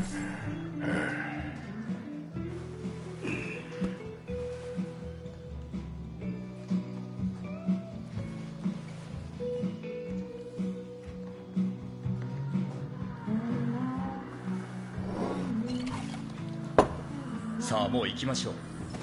おいてめえ、よっぽどぶん殴られてみてえだな。これは任務ですよ。それに私に傷がつけば高い修理代を払う羽目になる。近頃の技術じゃクズ野郎もプログラムできるってのか？ごちそうさん。お勤めだ。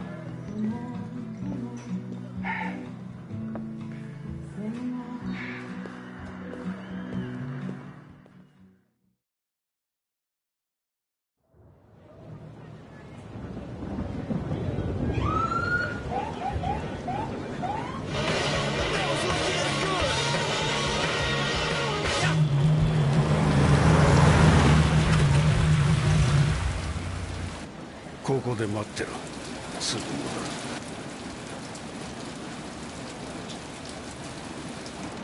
る。わかりました、警部。そうそう、それでいいんだよ。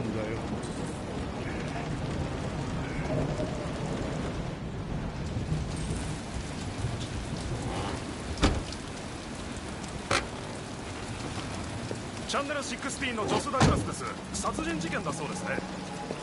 悪いがノーコメント。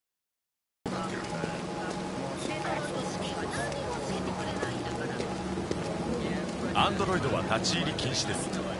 俺の連れだ。待ってろって言葉が理解できないのか。任務に相反するご命令だったためです。口を開いたり何かに触ったり俺の邪魔をしたりするなよ。はい。ようハンク、来ないんじゃないかと思ってたとこだ。こいつに捕まらなきゃ来なかったろうな。へえ、まさかあんたがアンドロイドとはね。いいから何があったか教えてくれ。家主から8時に通報があった。数ヶ月家賃を滞納してたから家の様子を見に来てみたところ、死体を発見ってやつさ。たくひどい匂いだよ。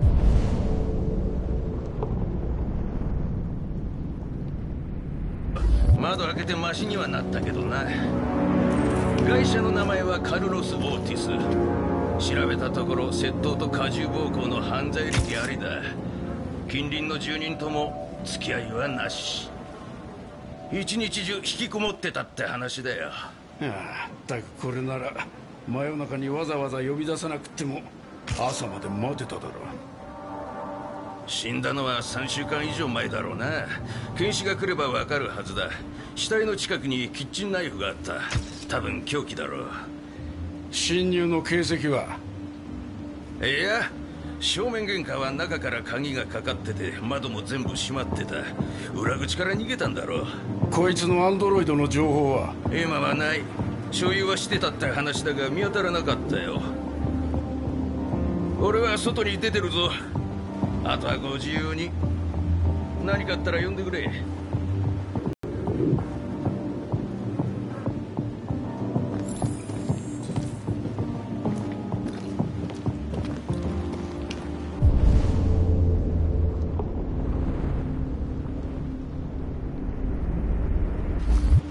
活字みたいな文字だ。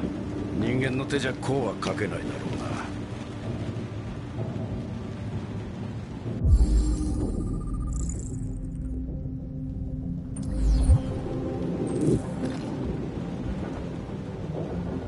な。クリス、この文字は会社の地下？多分そうでしょう。サンプルを分析に回しておきます。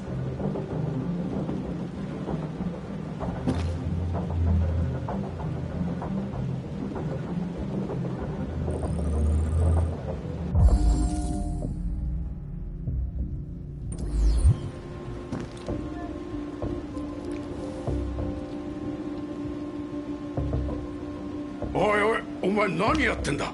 血を分析するんです。その場で分析できるんですよ。すみません、言っておくべきでした。そうかい。ま、とにかくこれ以上証拠を口に入れるなよ。いいな。はい。ったく気味が悪いぜ。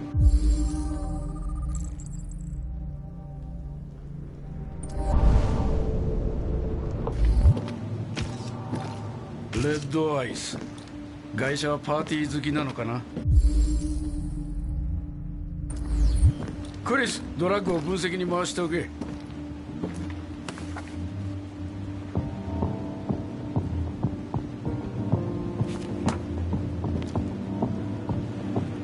了解です、警部。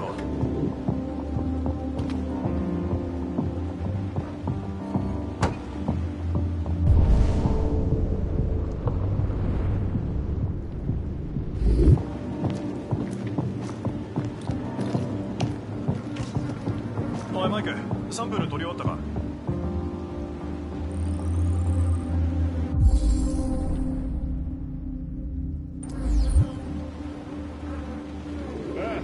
終わったよ。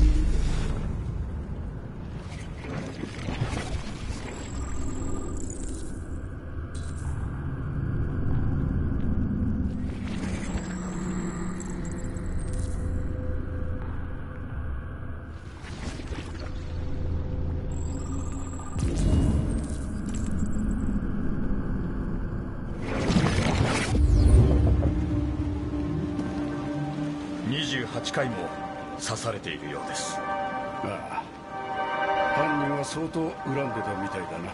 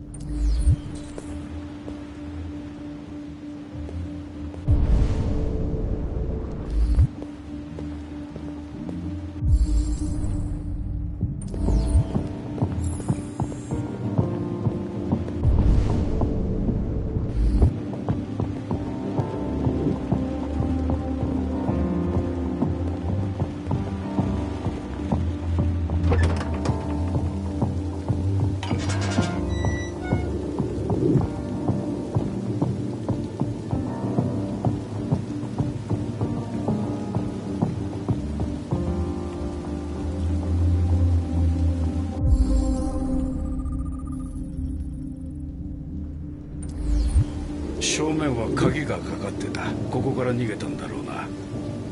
足跡はコリンズ巡査の28センチの靴だけです。数週間も経ちゃ足跡だって消える。いえ、この種類の土ならば残るはずです。しばらくここには誰も来ていない。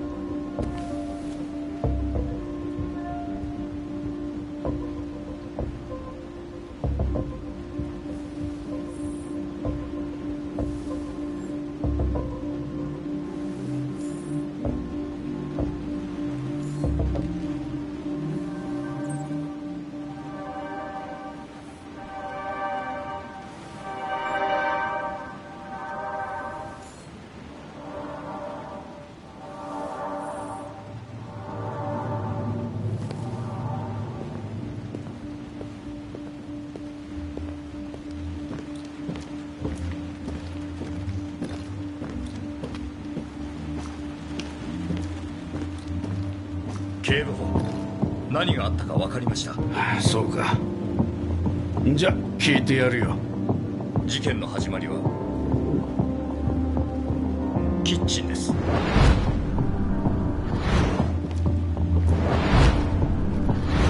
揉み合った形跡もあるしな。問題はだ、何があったかってことだ。被害者がアンドロイドを襲ったんです。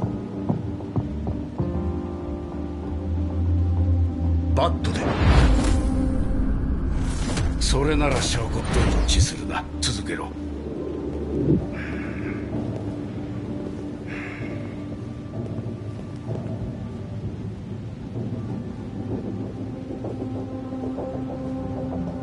そしてアンドロイドは被害者を刺した。そんじゃアンドロイドは自分の身を守ったってことだ。その後何があった？被害者は逃げたんです。リビング。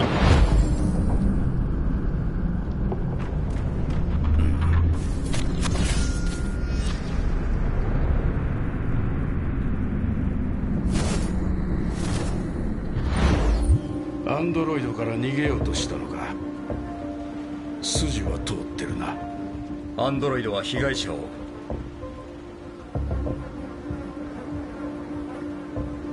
ナイフで殺した。なるほど。お前の推理もあながちふざけちゃないな。だがアンドロイドはどこに行ったんだ？バットで殴られ損傷し、シリウムを流したはず。なんだって？シリウムです。いわゆるブルーブラッドですよ。アンドロイドにエネルギーを供給する液体です。ああ。数時間で蒸発するので裸眼では見えなくなるんですよ。ああ。でもお前の目には見えるってことか。その通り。へえ。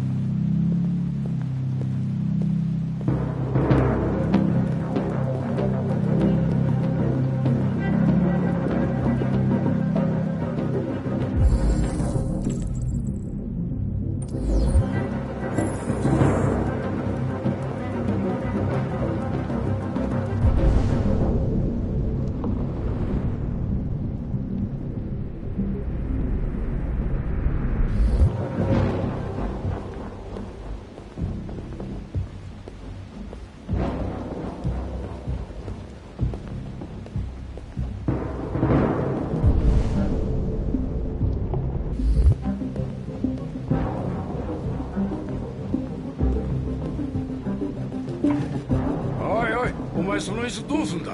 調べたいところが。調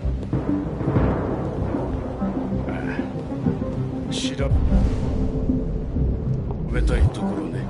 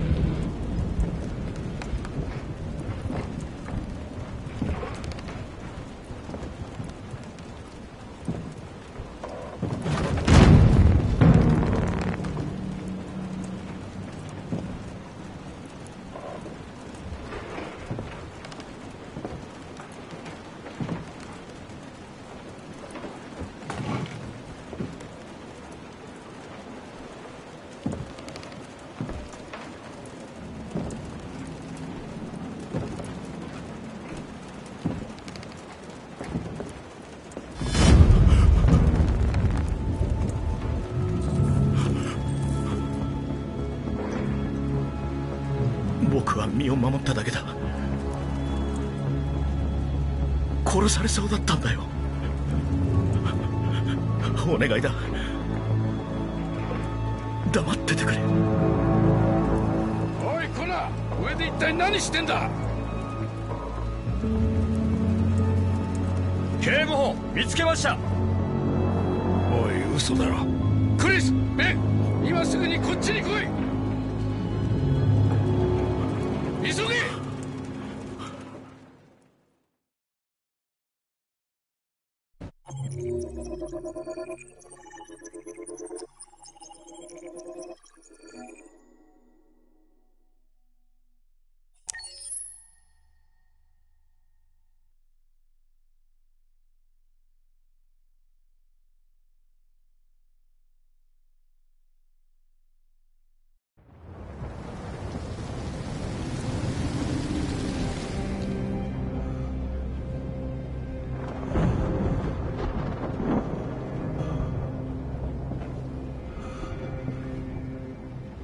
トット、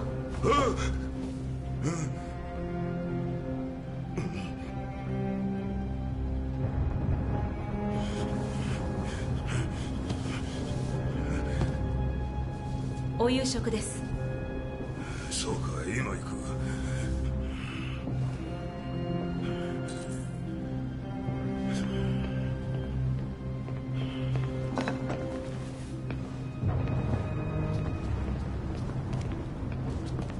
あり合わせのものですけど、これしかなくて。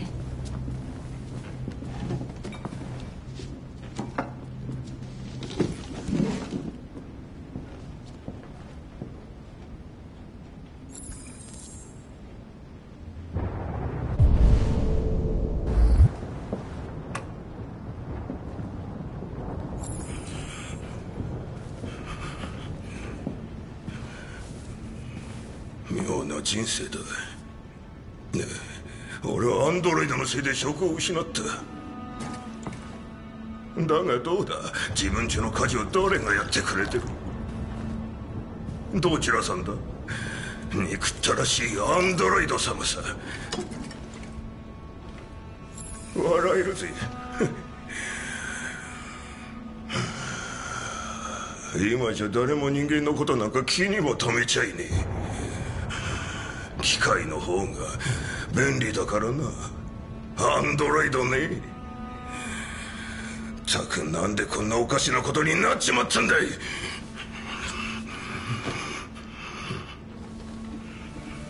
おい、何見てんだ。何だってんだよ、クソガキ。こんな暮らしうんざりだってのか。俺だって苦労してんだよ。どうせお前はこんなボロ屋に住んでるのは全部俺のせいで、母親がいなくなったのも俺のせいだと思ってんだろう。薬はやめて、トット。怖がらせるのはやめて、トットだと。あの女何も言わずに消えやがった。俺のことゴミくずみたいに捨てて会計士と一緒に逃げやがった。お前のせいだ。やめてパパ。全部お前のせいだ。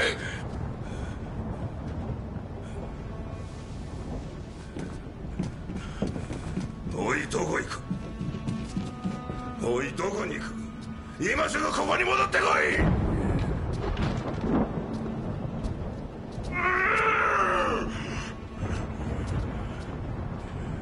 そうだ、全部あいつのせいなんだ。そこにいろ。一歩でも動いたらぶっ壊してやるからな。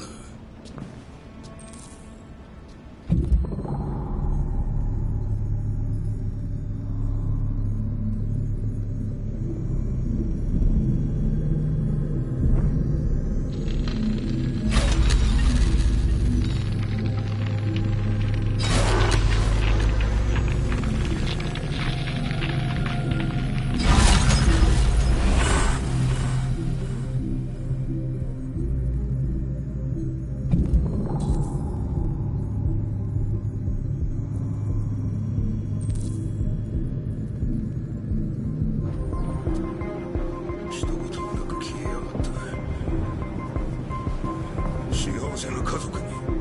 トット、子供に手を挙げるべきではありません。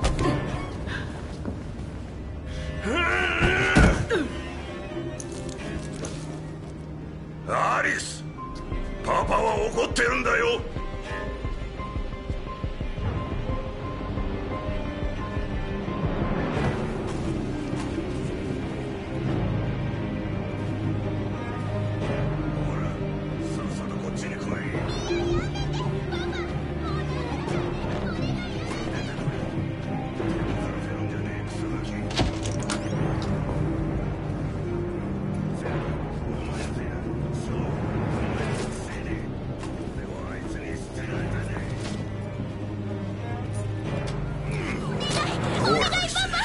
お前のためなんだ。やめなさい。もうやめて。てめえ何してんだ。邪魔するんじゃねえ命令だ。分かったか。いいえ、その子に手を出さないで。なんだと。手を出すなだと。プラスチックの機械ごときが俺に命令しやがって。故障したんだろ。俺が直してやるよ。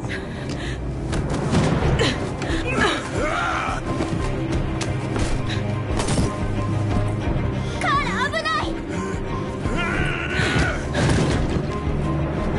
こっちに来い。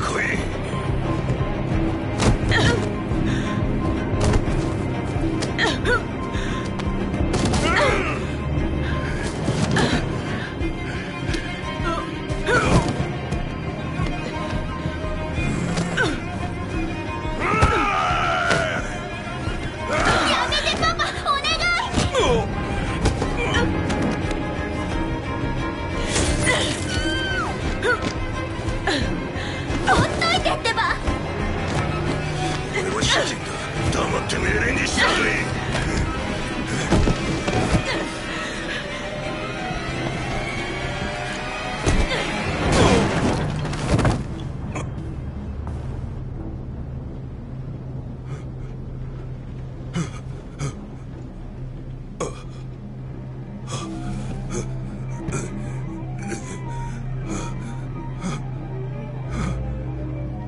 アリス、頼むよ。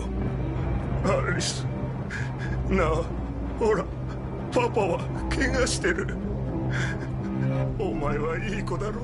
ほら、なあ、パパを助けておくれ。クズどもがどこに行く。戻ってこい。俺のものだ。俺のものだからな。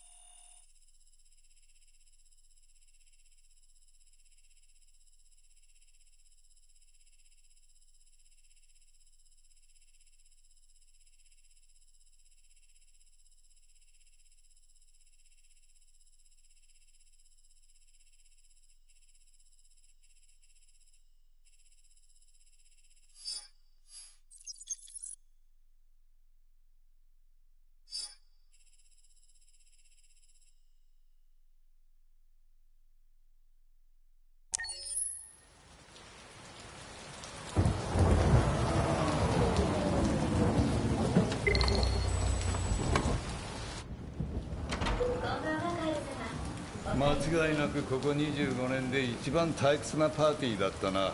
出席するたびなぜ来てしまったのかと疑問に思わずにいられん。カクテルパーティーは苦手だ。つまらない口先だけの奴らで溢れてる。あなたの作品を敬愛する方々もいらっしゃいます。誰もアートなど気にもかけておらん。その作品でいくら稼げるかしか興味ないんだよ。さあほら一杯やろう。あの騒ぎで喉が渇いたよ。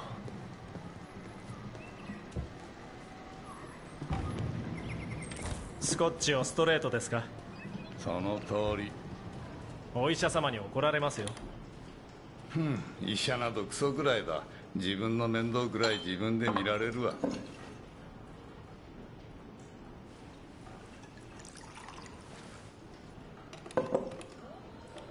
スタジオの明かりを消し忘れたのか？いえ、確かに消しました。警察を呼びなさい。デトロイト市警です。どうされましたか？ラファイエット通り8941カール・マンフレッドのアンドロイドです。帰宅したところ明かりがついていて強盗かもしれません。パトカーを行かせます。見に行ってみよう。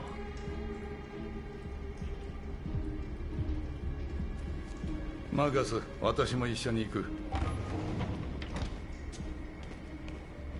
レオ、俺は誰かと思えば親父の人型おもちゃか。レオ、何をしている？金くれないから取りに来たんだよ。こいつ一枚で大金になるんだろ。それに触るな。なあ、どうせそのうち俺のもんになるんだ。遺産の前払いってやつだよ。マーカス、今すぐ息子をここから追い出してくれ。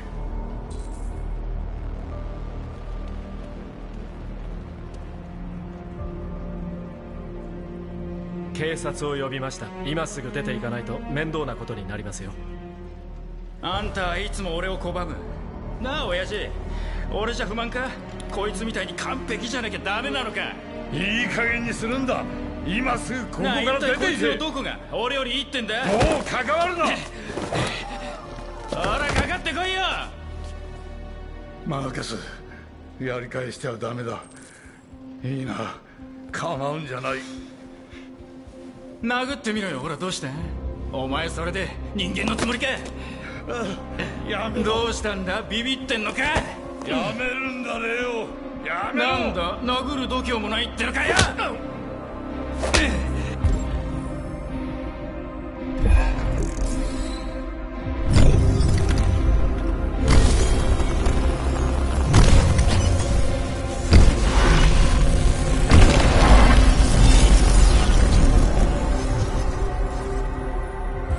そうだった。お前は人間じゃないんだよな。ただのプラスチックの塊だろ。ダメだレオ。彼に手を出すな。お前をぶっ壊し親父と俺だけになる。お前を壊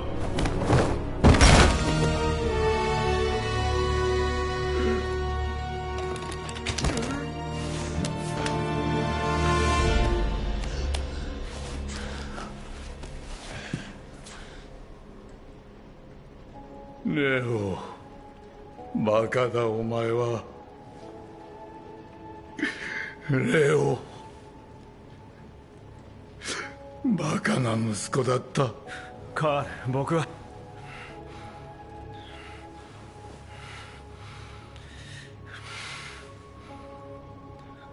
ここにいればお前は廃棄されてしまう。さあマーカス、逃げるんだ。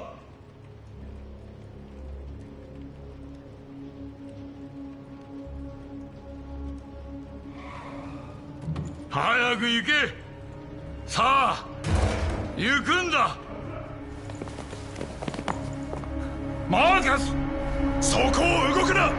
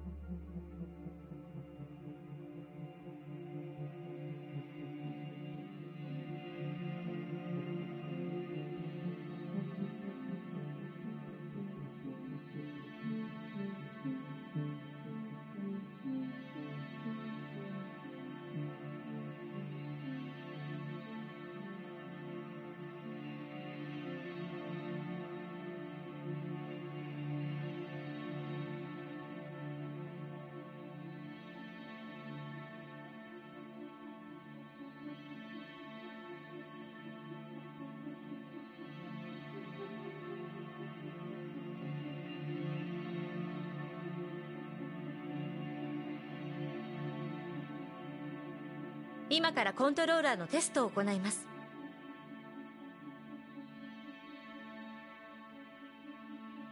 テストが完了しました。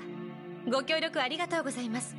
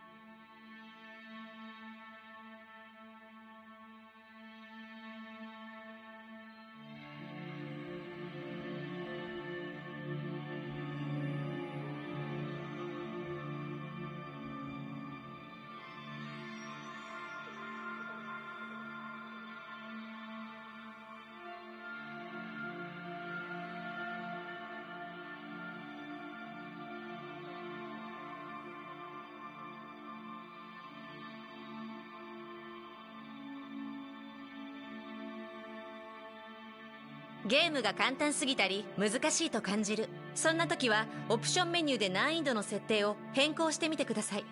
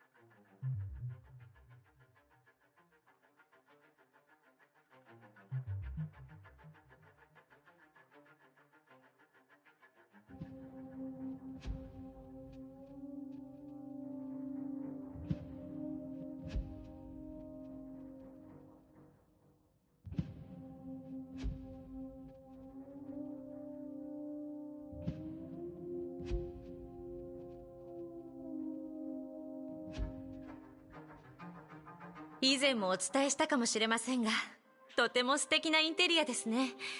性格がよく表れています。私はとても好きです。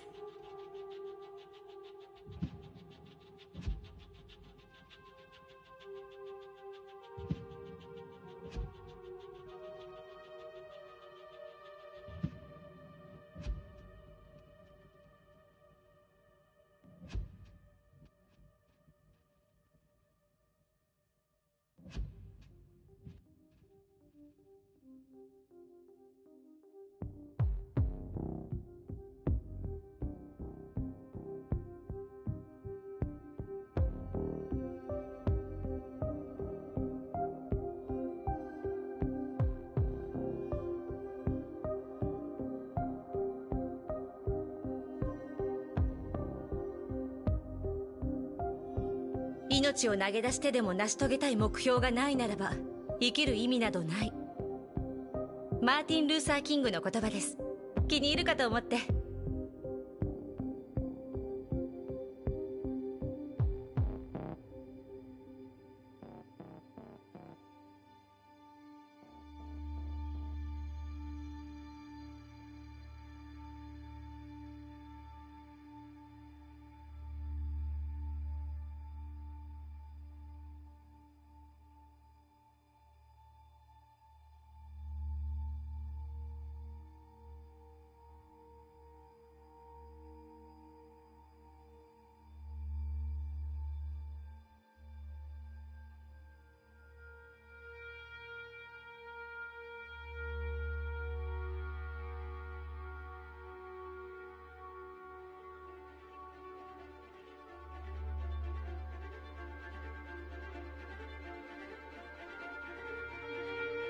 ご気分はどうですか？時には苦しいこともありますけれど、私がついています。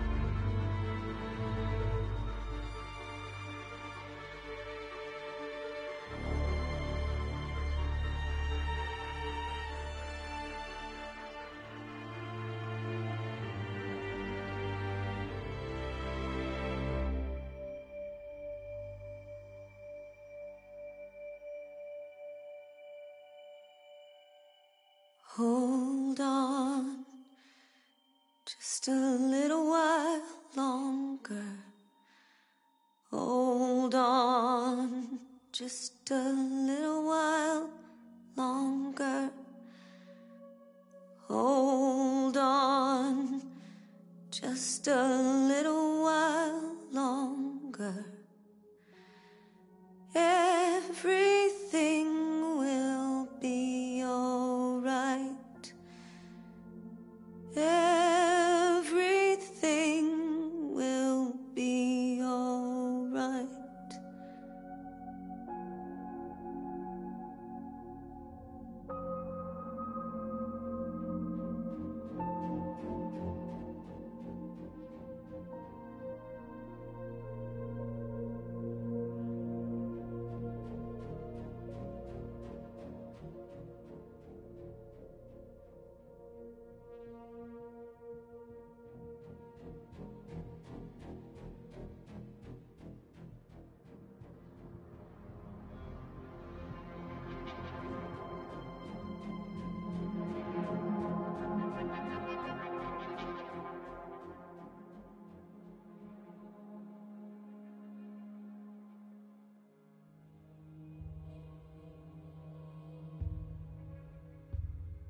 私は ST200 型なんですよ。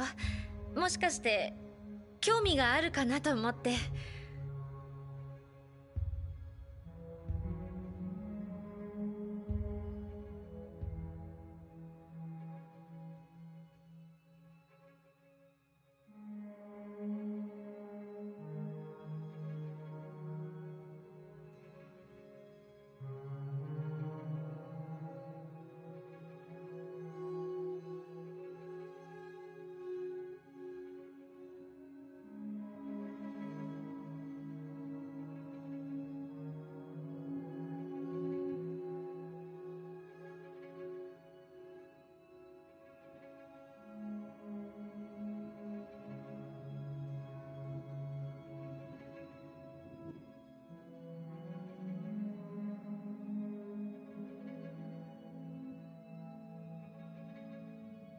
お疲れのようですね。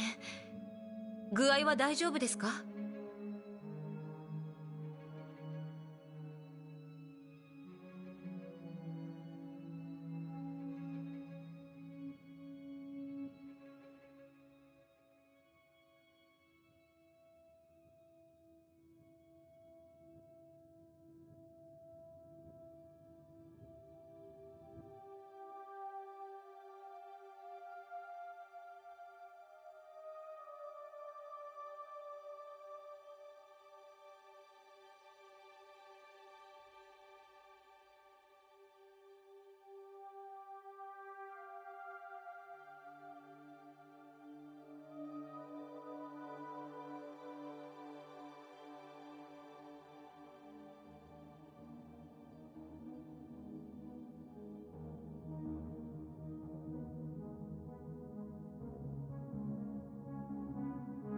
ご気分はどうですか？時には苦しいこともありますけれど、私がついています。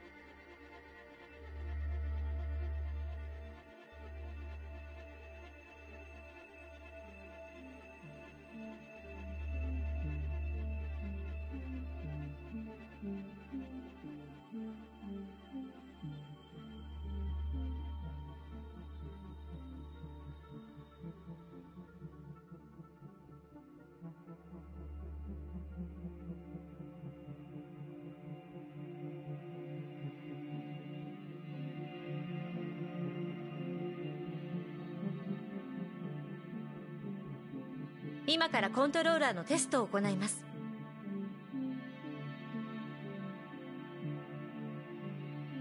テストが完了しました。ご協力ありがとうございます。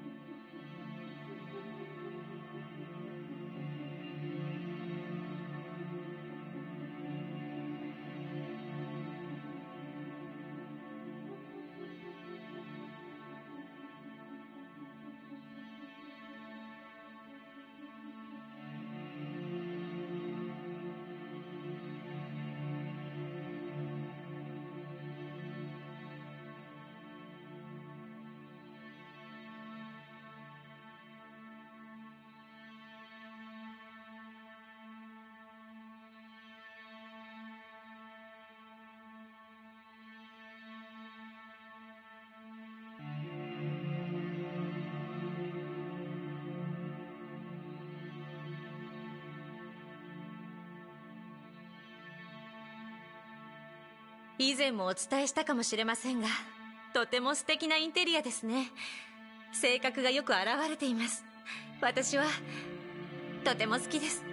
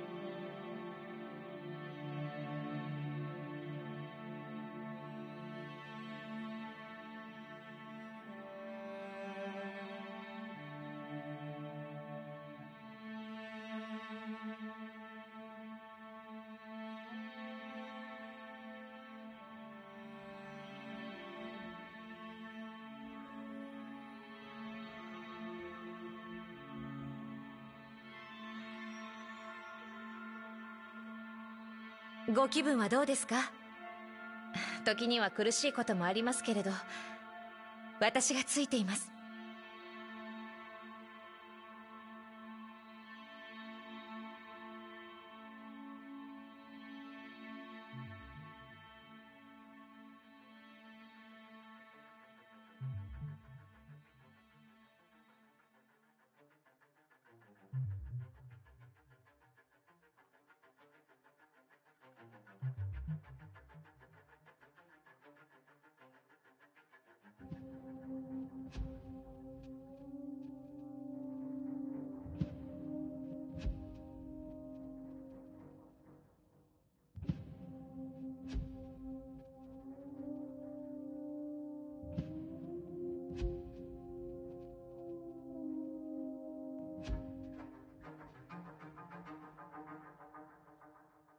お疲れのようですね。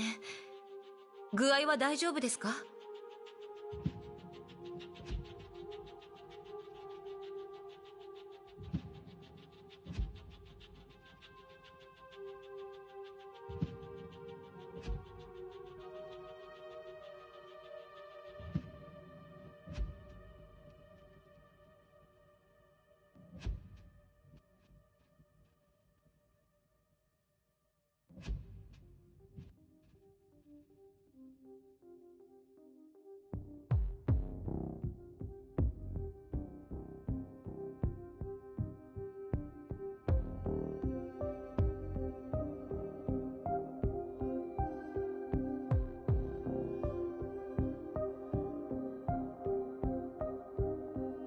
大事なのは生きることそのものではなく、生きる理由があるかどうかだ。これはフランスの作家ジャン・ジオーノの言葉です。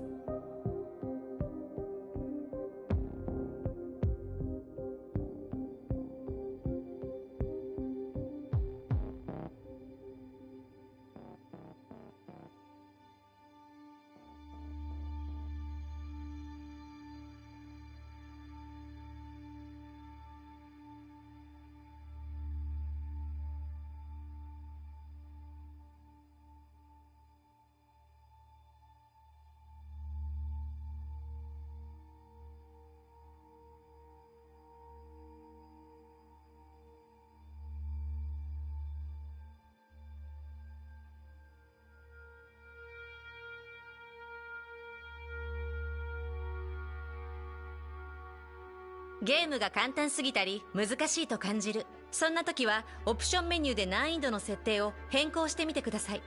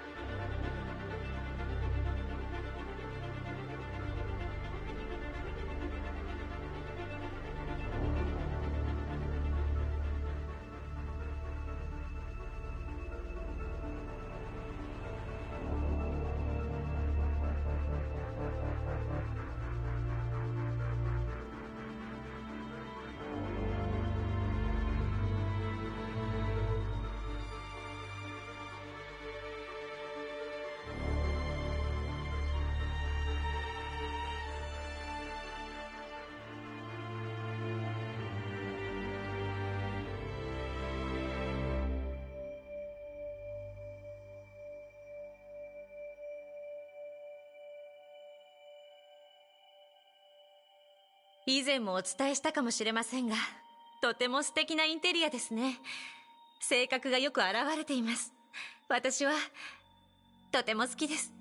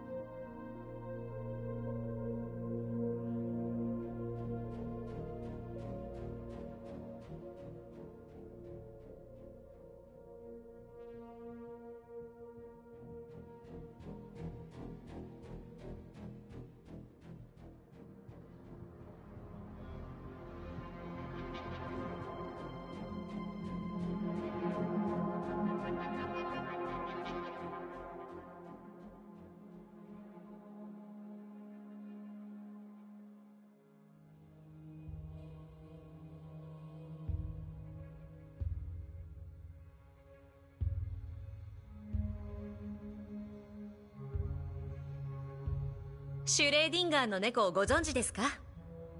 あなたが決断を下すまでは全てが同時に起こっている。デトロイトのように。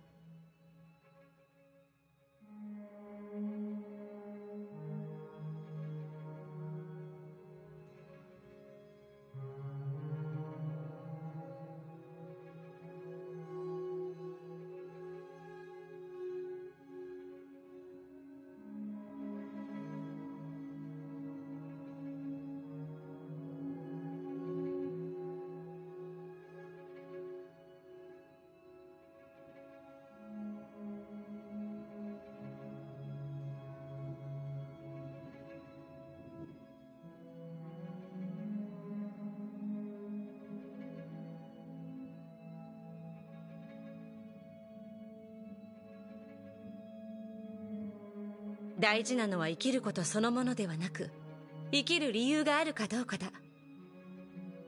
これはフランスの作家ジャン・ジオーノの言葉です。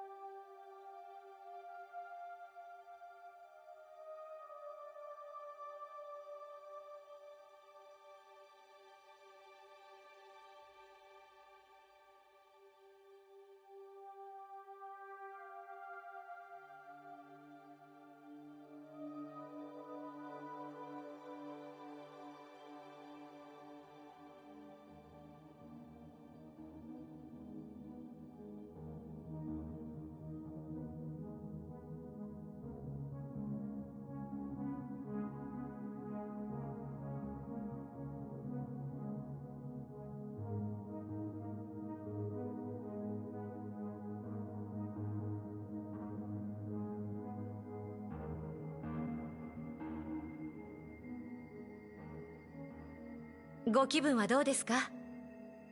時には苦しいこともありますけれど、私がついています。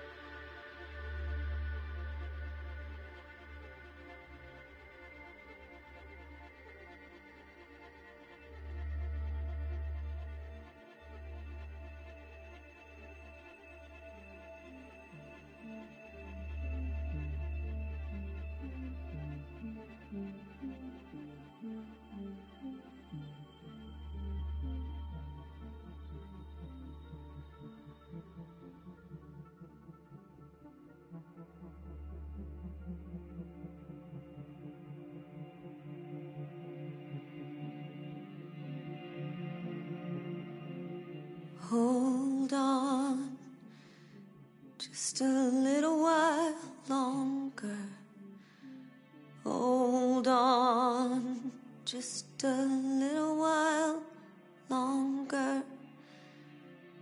Hold on just a little while longer.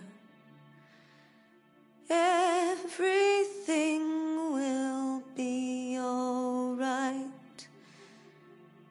Everything will be alright.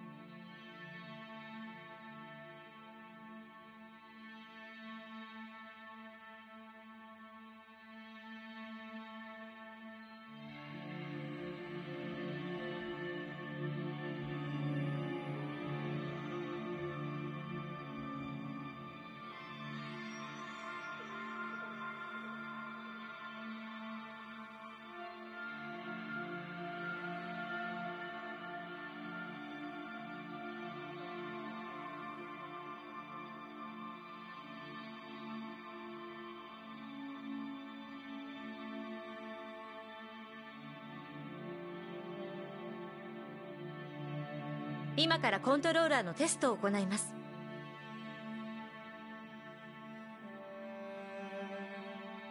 テストが完了しました。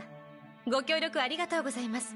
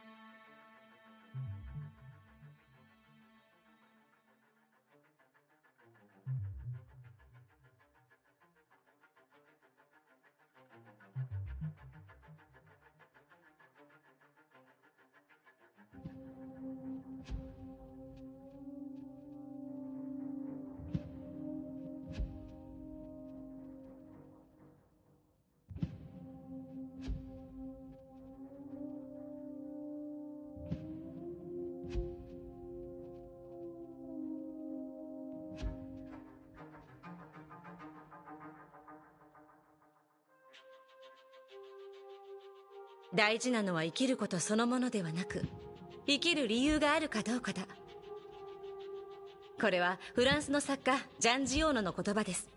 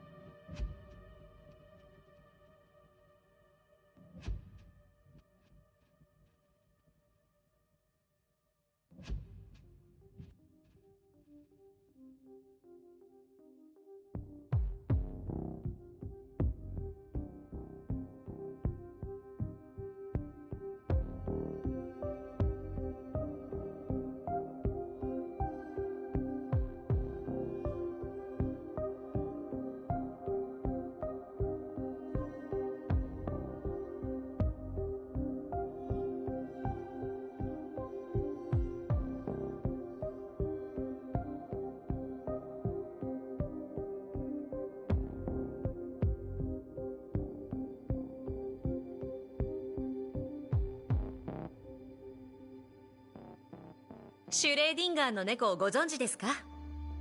あなたが決断を下すまでは全てが同時に起こっている。デトロイトのように。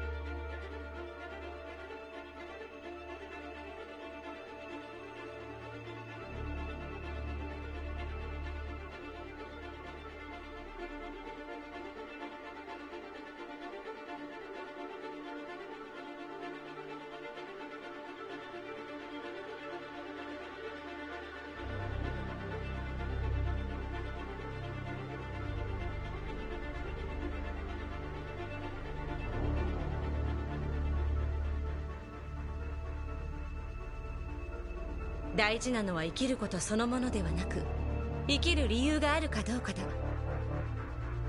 これはフランスの作家ジャン・ジオーノの言葉です。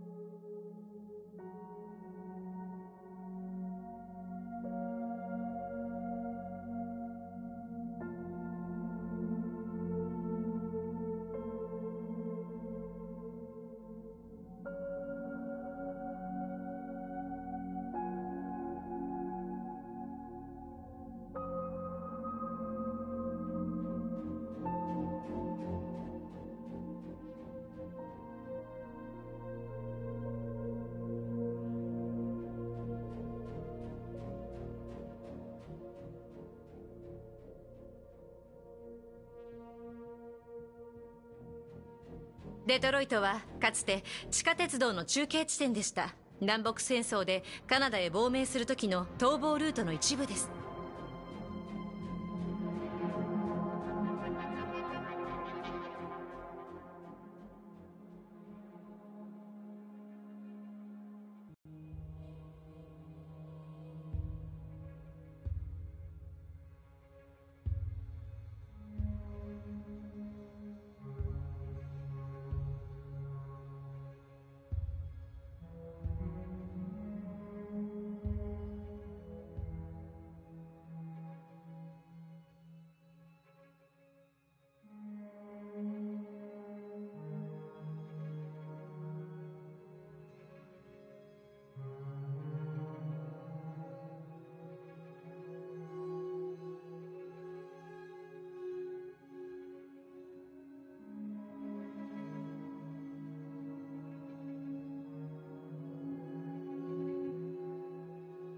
シュレーディンガーの猫をご存知ですか？あなたが決断を下すまでは全てが同時に起こっている。デトロイトのように。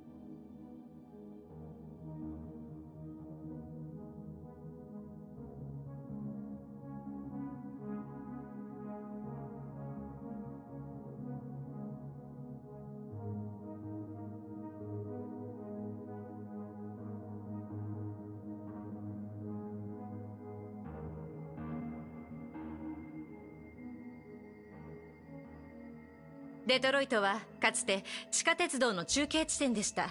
南北戦争でカナダへ亡命する時の逃亡ルートの一部です。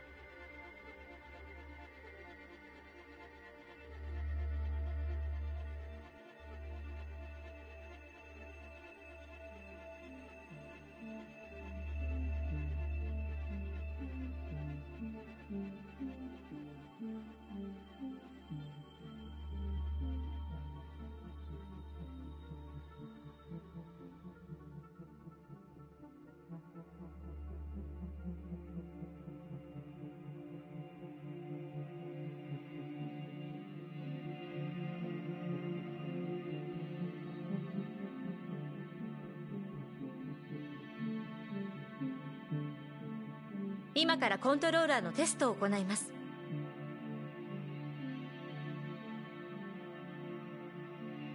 テストが完了しました。ご協力ありがとうございます。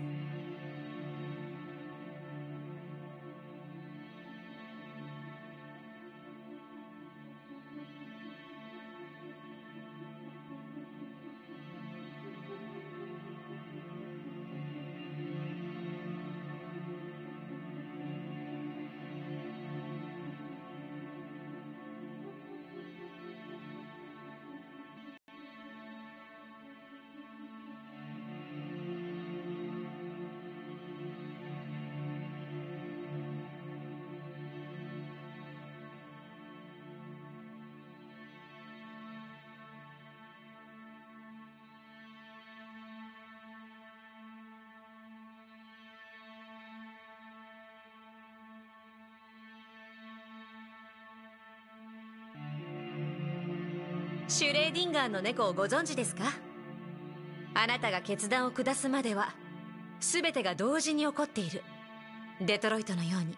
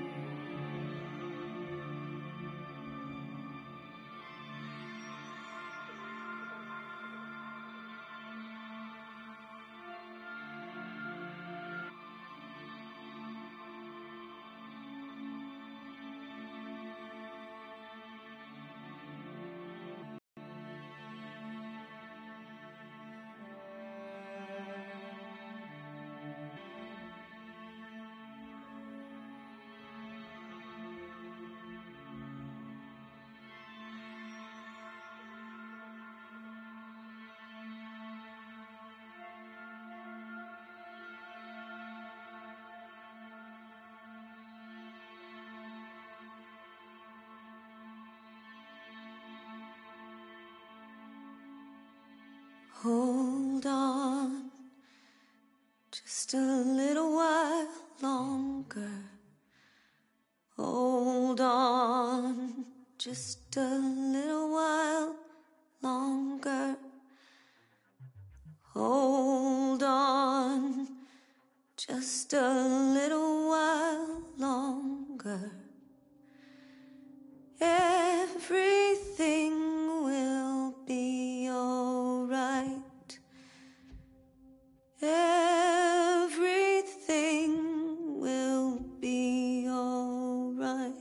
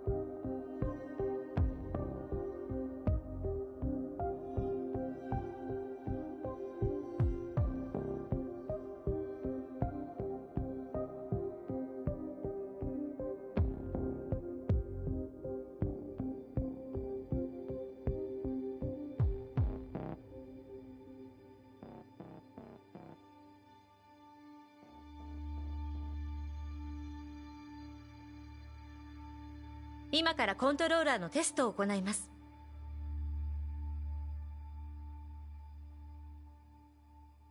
テストが完了しました。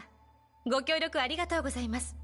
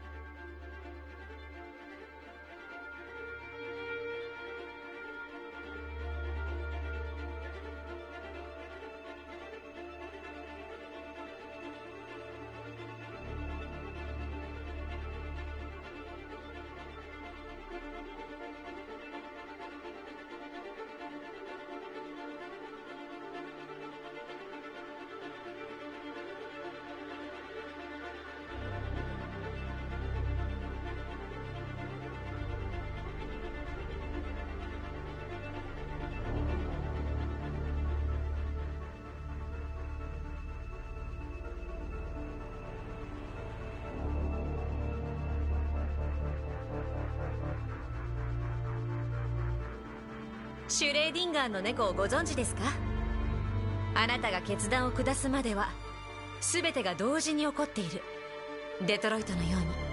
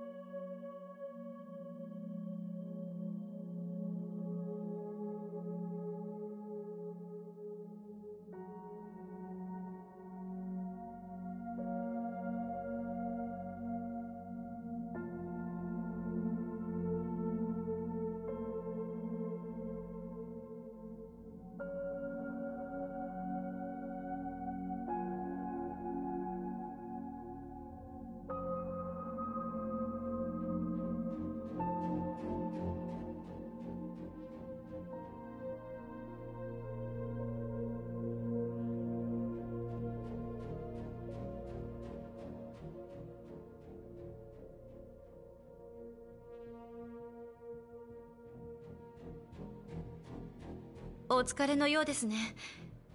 具合は大丈夫ですか？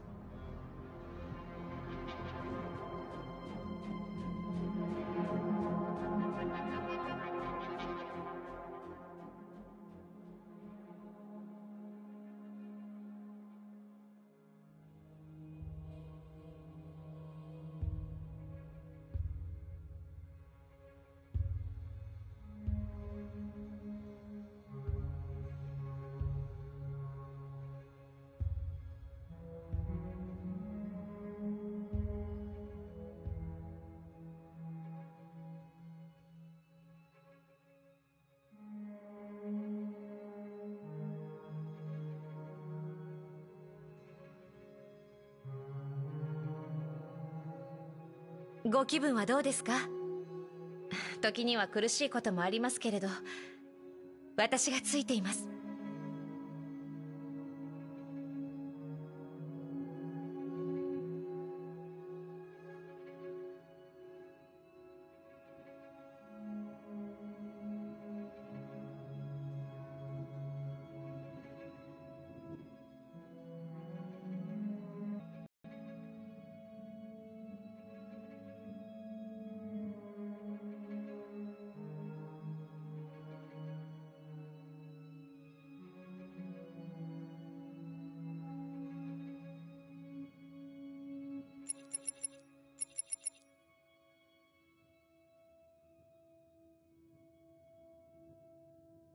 より良きものへの希望、それがデトロイトの標語です。